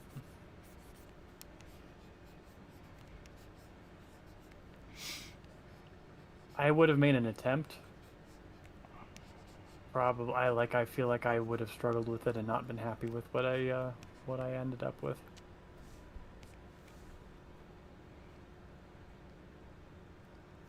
I really do feel like a necromancer just stuck his head on the top of a dragon.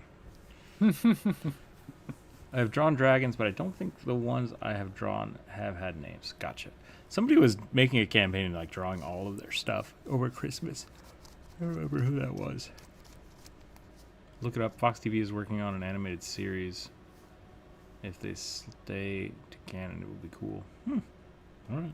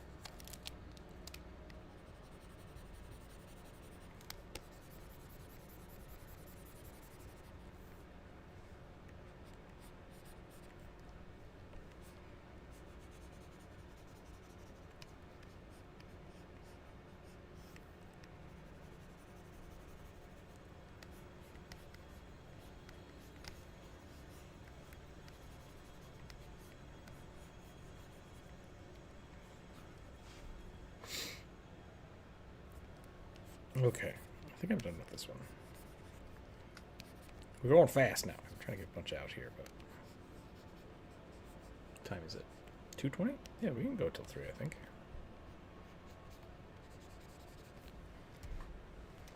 Boop.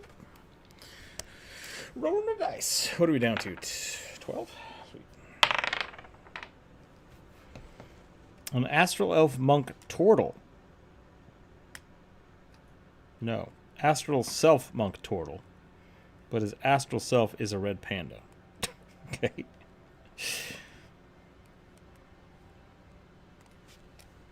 So a turtle with a red panda stand. Mm-hmm.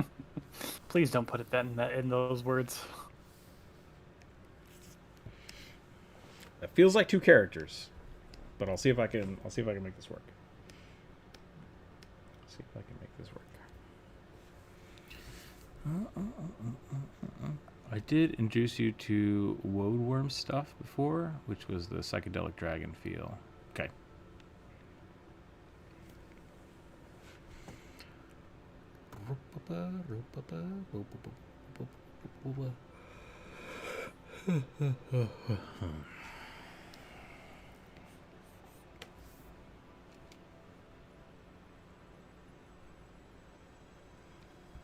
Okay.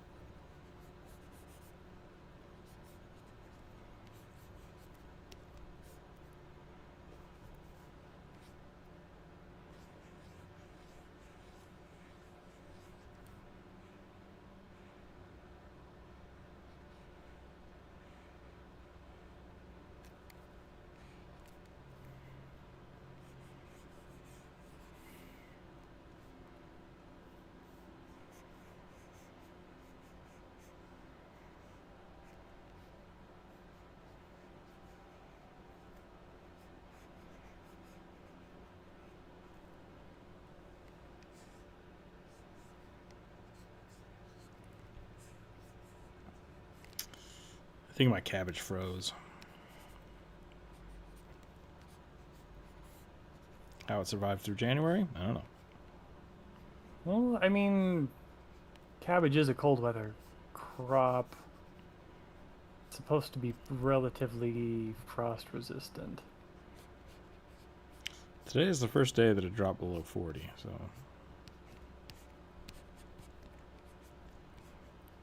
I'll go pick it. See if I can make some stir fry or something tonight. I bet the root is still alive. Should I just cut the top off and leave it alone? I mean, that's what I would do. Most cruciferous vegetables, which are things in the cabbage family, have a defense against freezing temperatures, which is they can rapidly produce, or no, they rapidly convert starches into sugar and circulate the sugar as antifreeze. Interesting. Which is one of the reasons why cabbage gets more bitter when it bolts when the weather's hot, and why it tastes best in fall and spring is because it's actively Gotcha.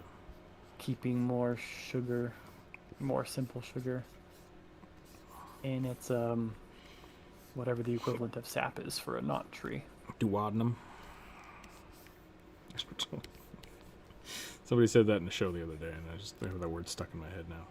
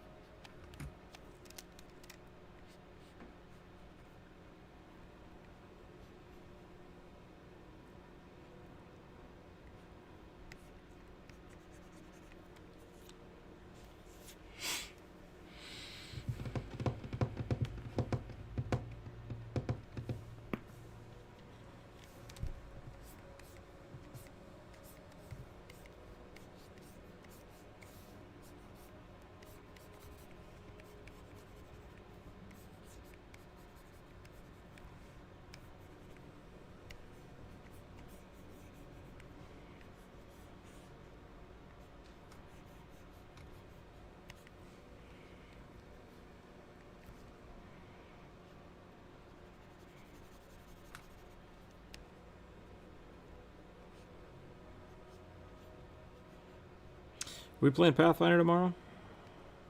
I believe so. I know Burning can't make it, but I think everybody else said they'd be good to play. Okay.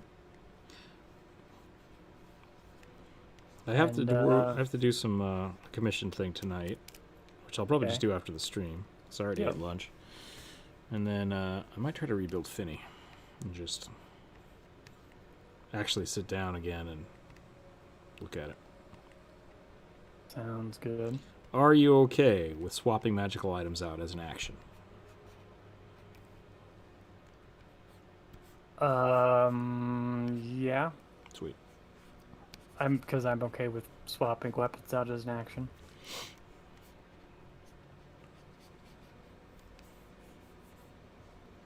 I don't see how a magical item would be that much different. Really, I should just build her as a wizard and just have her spellbook be a pile of magical items. That's really what I think I should do. But Yeah, probably. I really just need to learn how the alchemy system is supposed to work in Pathfinder. Not well. Yeah, I mean, like, the idea isn't bad, but the Execution. execution is terrible, yeah. Yeah. It's like, oh, you need a week of downtime or more to do this one little item. I was reading something about, I think it might be in the the player core. I'm gonna have to look at it. I think they did something with that. In the remaster. Yeah, which that might help me just if I take a look at that. Mm. But everyone I've been watching online and stuff is basically saying the same thing. It's just like, instead of it being a day, have it be hours, or have it be actions, or however you want to do it. Of just like, when you make the roll, you know, one long rest later, the things happen. So.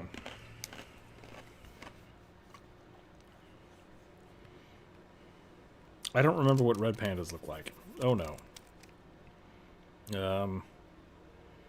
They look like less malicious raccoons. Yep. That is a great way to describe them. My aphantasia is kicking in real hard right now. Like I'm thinking of the movie. There's a movie. Oh my god. Is it just called Red?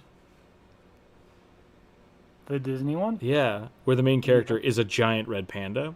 I have that in my brain, and I can't for the life of me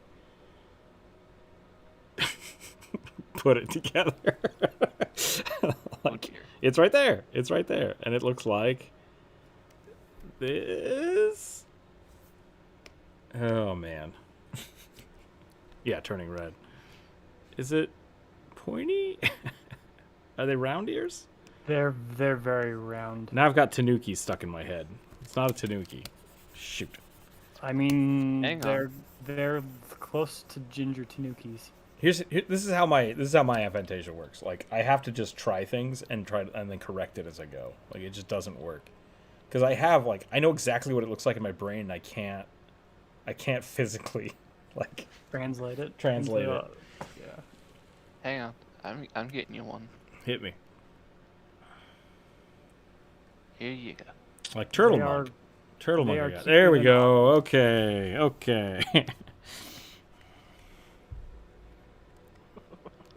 I know it seems impossible, but they are actually cuter than otters. And a whole lot less vicious. Yeah.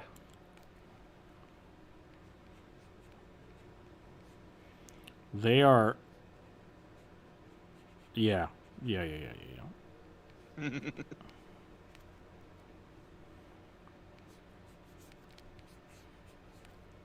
They are the true pandas, while giant pandas are the fake pandas.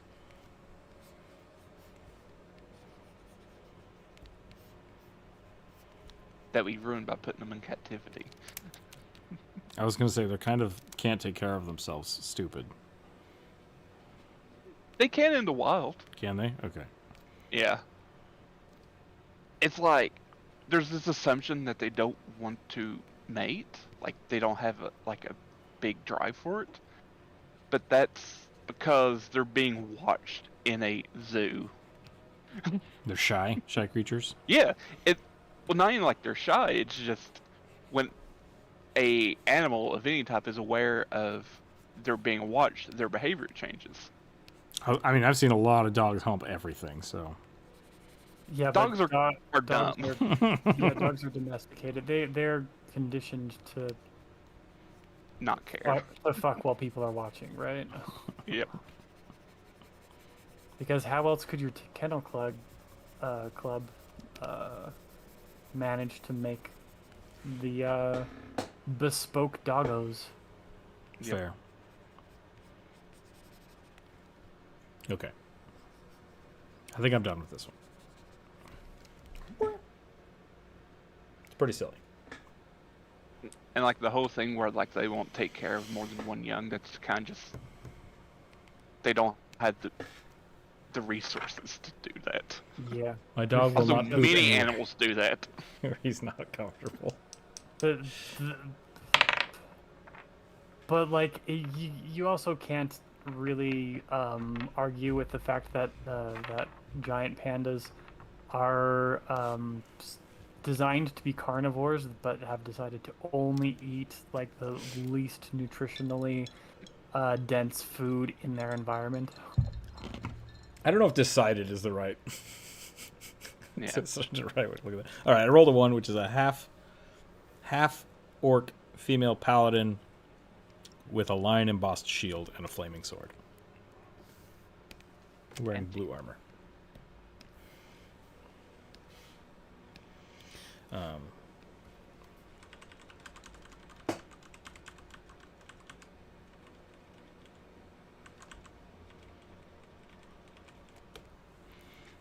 Okay. I'm going to make her kind of beefy. Yeah.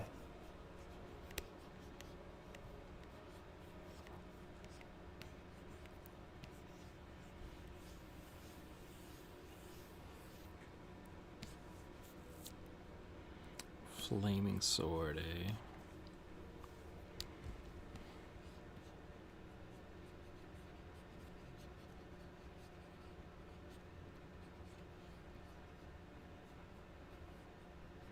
What were we talking about before I forgot how red pandas looked? I can't remember. No idea.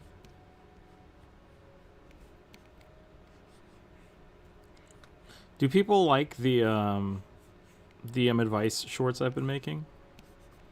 They're getting okay views, but they're not art related as much. Which this channel has been mostly about art for the last 4 years. Maybe it's time to change. A little bit. Man, my last long form video just bombed. So who knows? Was that the That's sad. Krampus video? It was the Krampus video. I was talking to Dalcor, and Dalcor's like, "I don't like your Krampus," and I was like, "That's fair." so it could just be a taste thing. Like the Krampus I drew, people weren't ready for sexy Krampus. I have seen way sexier Crampi. Alright, bye. But it's like my videos once again aren't like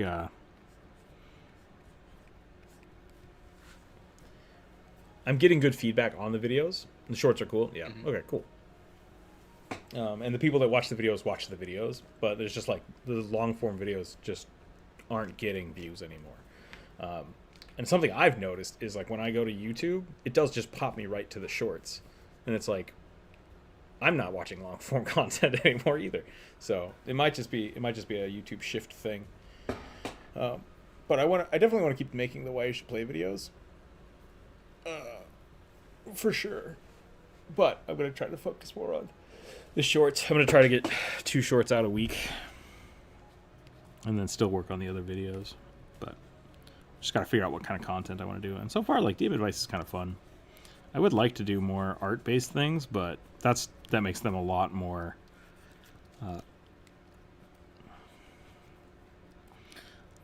intensive to do if I'm trying to do 2 a week. So, Yeah. but it could be something that we start doing, like we start doing a suggestion thing, and I just draw 1 thing a week, and we talk about it a little bit. So that could be something fun to do, something like this.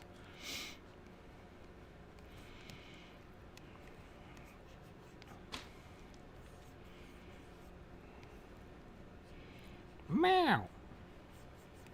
Thundercats. That definitely has a Thundercats vibe to it.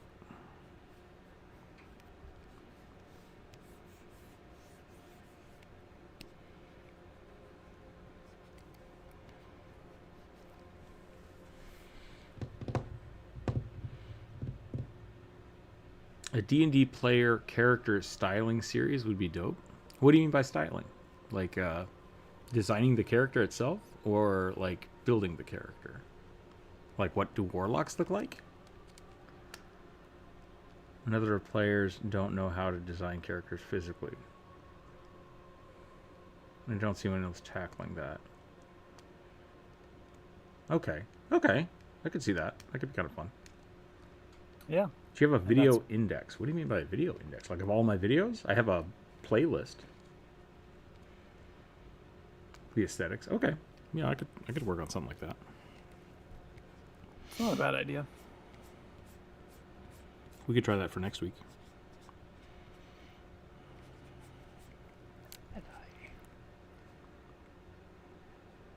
What's that?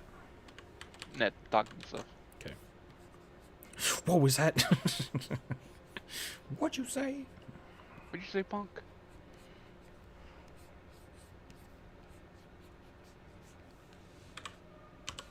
I saw a really good picture yesterday on Instagram, and it was like a cybernetic helmet that was a shark, like the top half of a shark.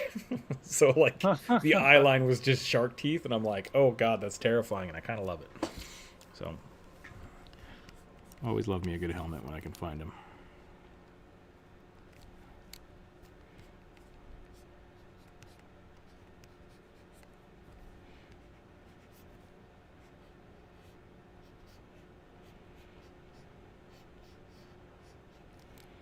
No, they wouldn't be backwards. They would be forwards. The teeth would look like this and like this, and then the lips would blend around them.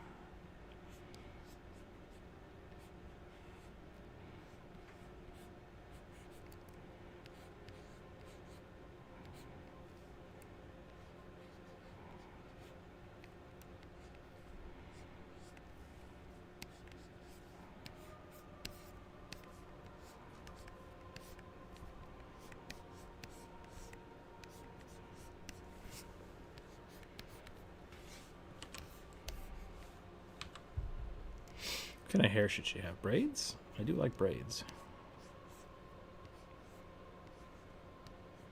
Braids are cool. Kind of do something a little more like a loop. Then braids. Let's try that.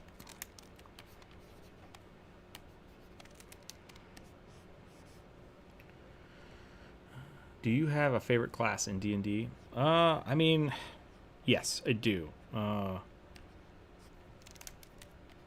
But it's kind of a blend. Because I love clerics. And when I say that, really what I like is I like playing support characters. And so I love the support class type of melee character. But I tend to just play fighters. I tend to play fighters a lot more. At least these days. I used to just play cleric nonstop, so somewhere between there.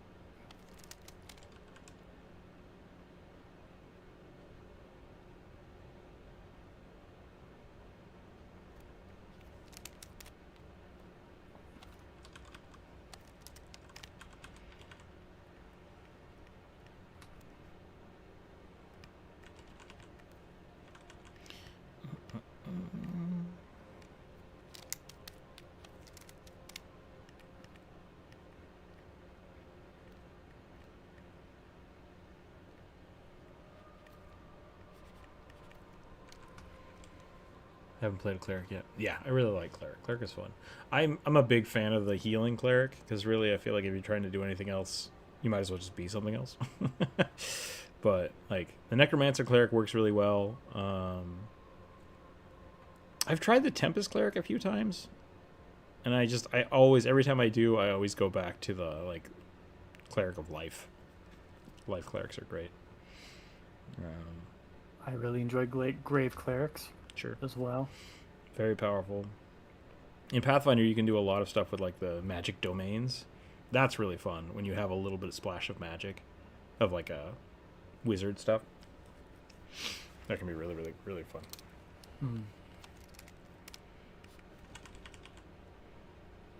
Yeah, clerics are great. I would still say clerics are probably my favorite, but I tend to play fighters a lot more. Grave cleric? Question mark. Go for it.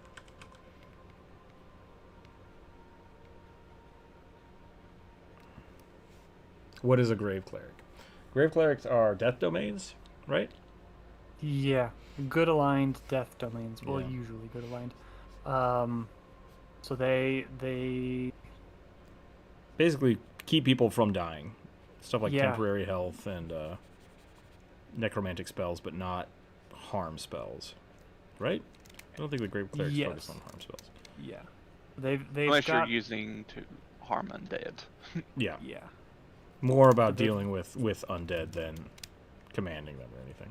Yeah, they've got an ability called Eyes of the Grave that is kind of like a paladin's what is Sense? their sense? Yeah, the sense that lets them see Divine sense. divine. Yeah, it's a lot like the divine sense, except it only lets the grave cleric see perceive any undead around them. And they've also got an ability that lets them cancel critical hits. That one's pretty sweet. Yeah. I love that that's kind of fair. reactionary playstyle. Like that's a big thing that Yeah. I like for clerics. And they have a divine font ability that if somebody goes down within a certain range of them, or when they heal somebody who's gets knocked unconscious at 0 hit points, they when they heal that creature, they get maximum. They don't have to roll dice to see how much they heal. They just get maximum value of the spell, which is a lot of fun. Assisting the living, comfort the dying, destroying the undead. That's a good way to put it. Some people have like described it as like Life Cleric 2.0. Yeah. Oh, LG, were you Yeah. not actually asking? Were you saying that people don't know what that is, or like people don't want to play it?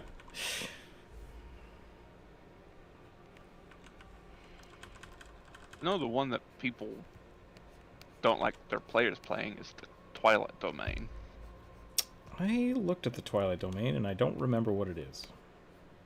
So I remember it's. not being super good, or at least not. I mean, it's great. Is it? You give bunch of like temporary hit points, and it's really great for like if you're like in like a really like halfling or human centric like party makeup, because you can give people free dark vision Oh, if interesting. you're focused, like your domain spell thing.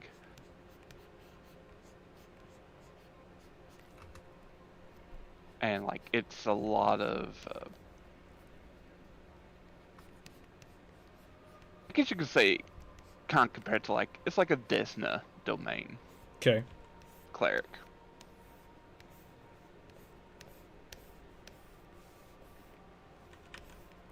Well, I gotta draw the flaming sword. What time is it? 2:43, 26. In 5e, You I could also, go with like- any other portfolio. Wait, I could go with any type of portfolio in Pathfinder. Atomic, what does that mean? In 5e, you could go with any type of portfolio in Pathfinder. Any type of portfolio. I don't track. It's like Tempest and War. Yeah. War Cleric is fun. I never forget that day that you were like, I don't like the war cleric. I can't wear heavy armor. Yeah, Like- yeah. It's super weird. No, you were on your life cleric. That's right. That's right. Or, That's what I you were remember, on a different cleric, light cleric. because I was playing Baldur's Gate and I was playing too many different clerics and I was really confused. I was just like, what's happening? What happened to my cool stuff? Because like life clerics get heavy armor but no martial weapons. Light clerics just don't have. They can only wear medium armor. They're meant to be more of a castery cleric. I cut And off war the clerics sentence are- before, so I should read as Tempest and Warrior. Oh, in 5e, but in UK, take a portfolio name. Gotcha. Dying, destroy the.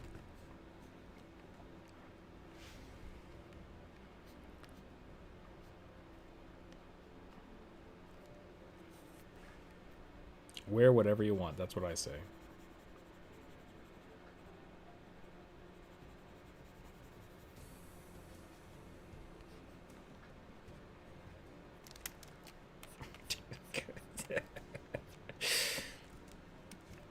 I was gonna say when in doubt, fuck it.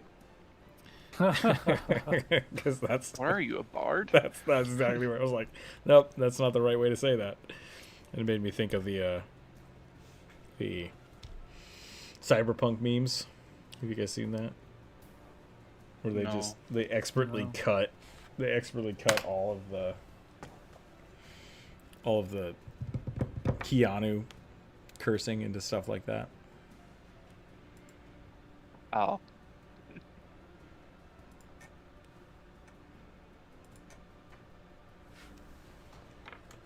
Keanu Reeves.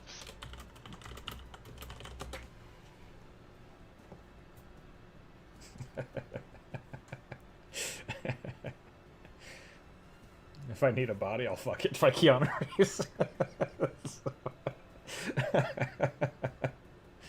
Oh dear. Yeah, it's super funny.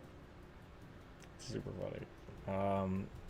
There's a person on YouTube who does Blender tutorials and like Blender animations that look like clay animation. And she did a bunch of those memes in that style. It was really funny.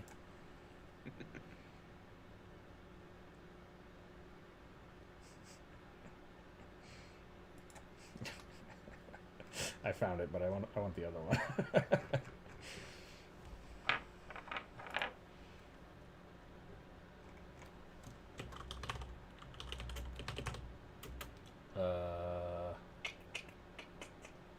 Blender.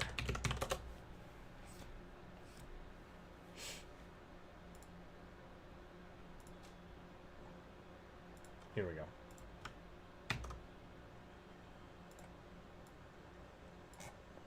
This is kind of loud. I'm gonna send it right to Corvus because this is not appropriate. But people can look up Cyberpunk 2077 memes, but it's stop motion if they'd like to watch it. Drew, do you want this? Absolutely, yes. Okay. It is loud. It is loud, Corvus, so just heads up. I'll post it in Discord and I'll delete it. How's that? That works. If anybody wants to click on it, they can click on it.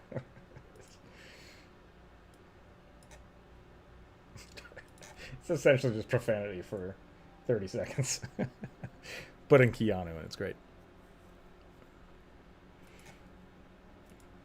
Johnny Silverhand.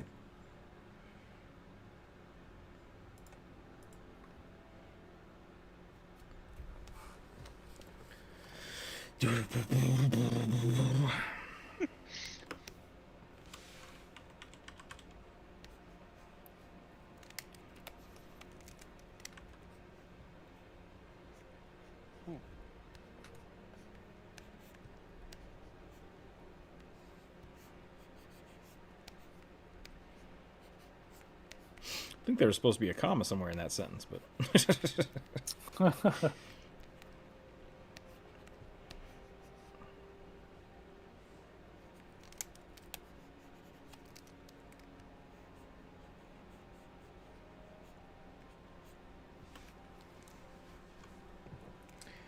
boom, boom, boom, boom. It is almost 3 o'clock. I think we'll probably call it at 3. Yep. I'm running out of juice, and I've done too much on this one. That's But fair. it looks good. It looks cool. Yep, I think so. I think you did a good job. Did a good job. Free commissions for everybody. No, just for the one lucky person a week who manages to catch me on a good day.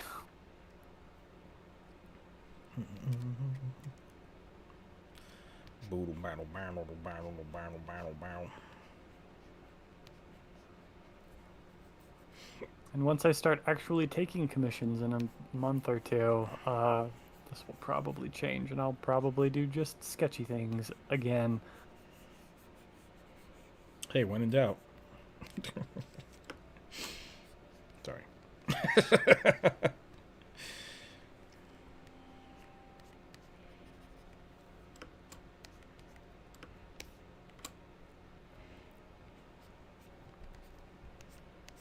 Johnny Silverhand is a fun character.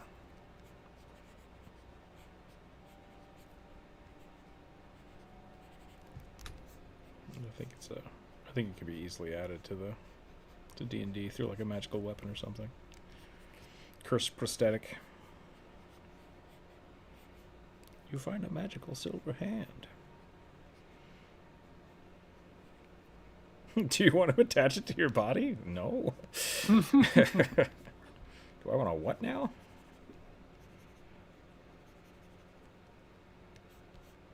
I mean, it's could do a weird variation on the symbiote rules from Ebron. Yeah, that'd be cool.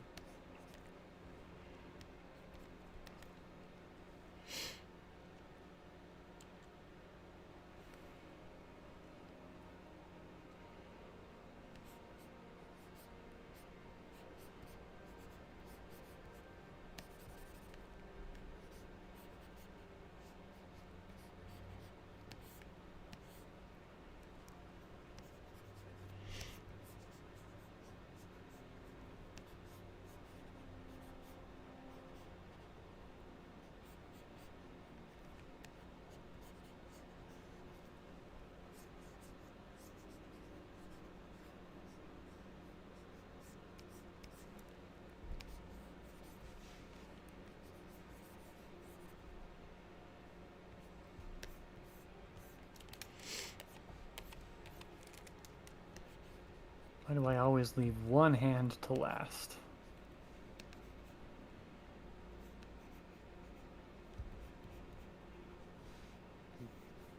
Do not know. Ah. There we go. I think I'm done. Jeebus Druid. I know. I'm sorry, I can't help it. Who should we raid today? Is there anyone around for a raid? Cinder blocks. Could raid that. Probably better sign this one, huh? Yeah.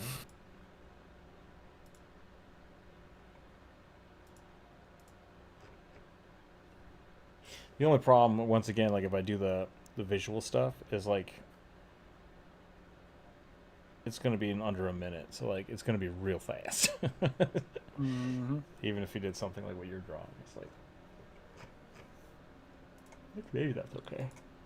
Maybe that's okay. No one is around on YouTube, so we'll probably jump over to Twitch.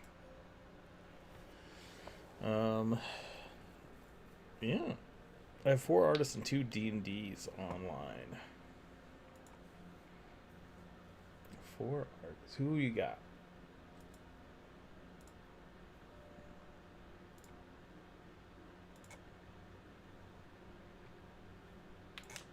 People haven't checked out the Sagas Kickstarter. That's live. That's a go one. Okay, SDM's trying to get that pumped out this month. Really cool. I'm excited for that. If he gets the books published, which would be awesome, I might try to give those out for gifts for people because that would be awesome. But we'll see how far that goes. That's all I have. That's all I have for today, I think. I don't know what else to do, but here we are. Is Skittle online right now? Let's take a look.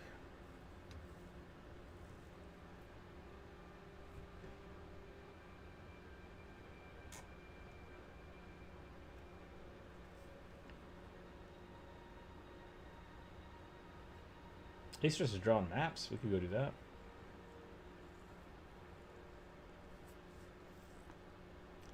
I don't know any of these people. Let's go check them out.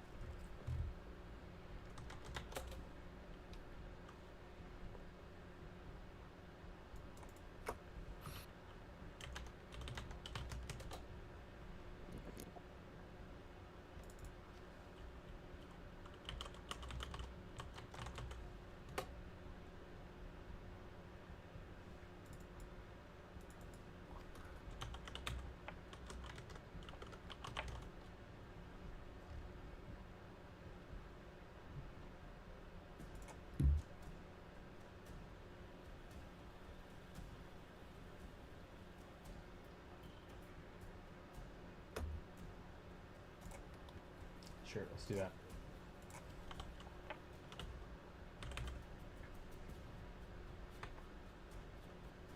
Alrighty.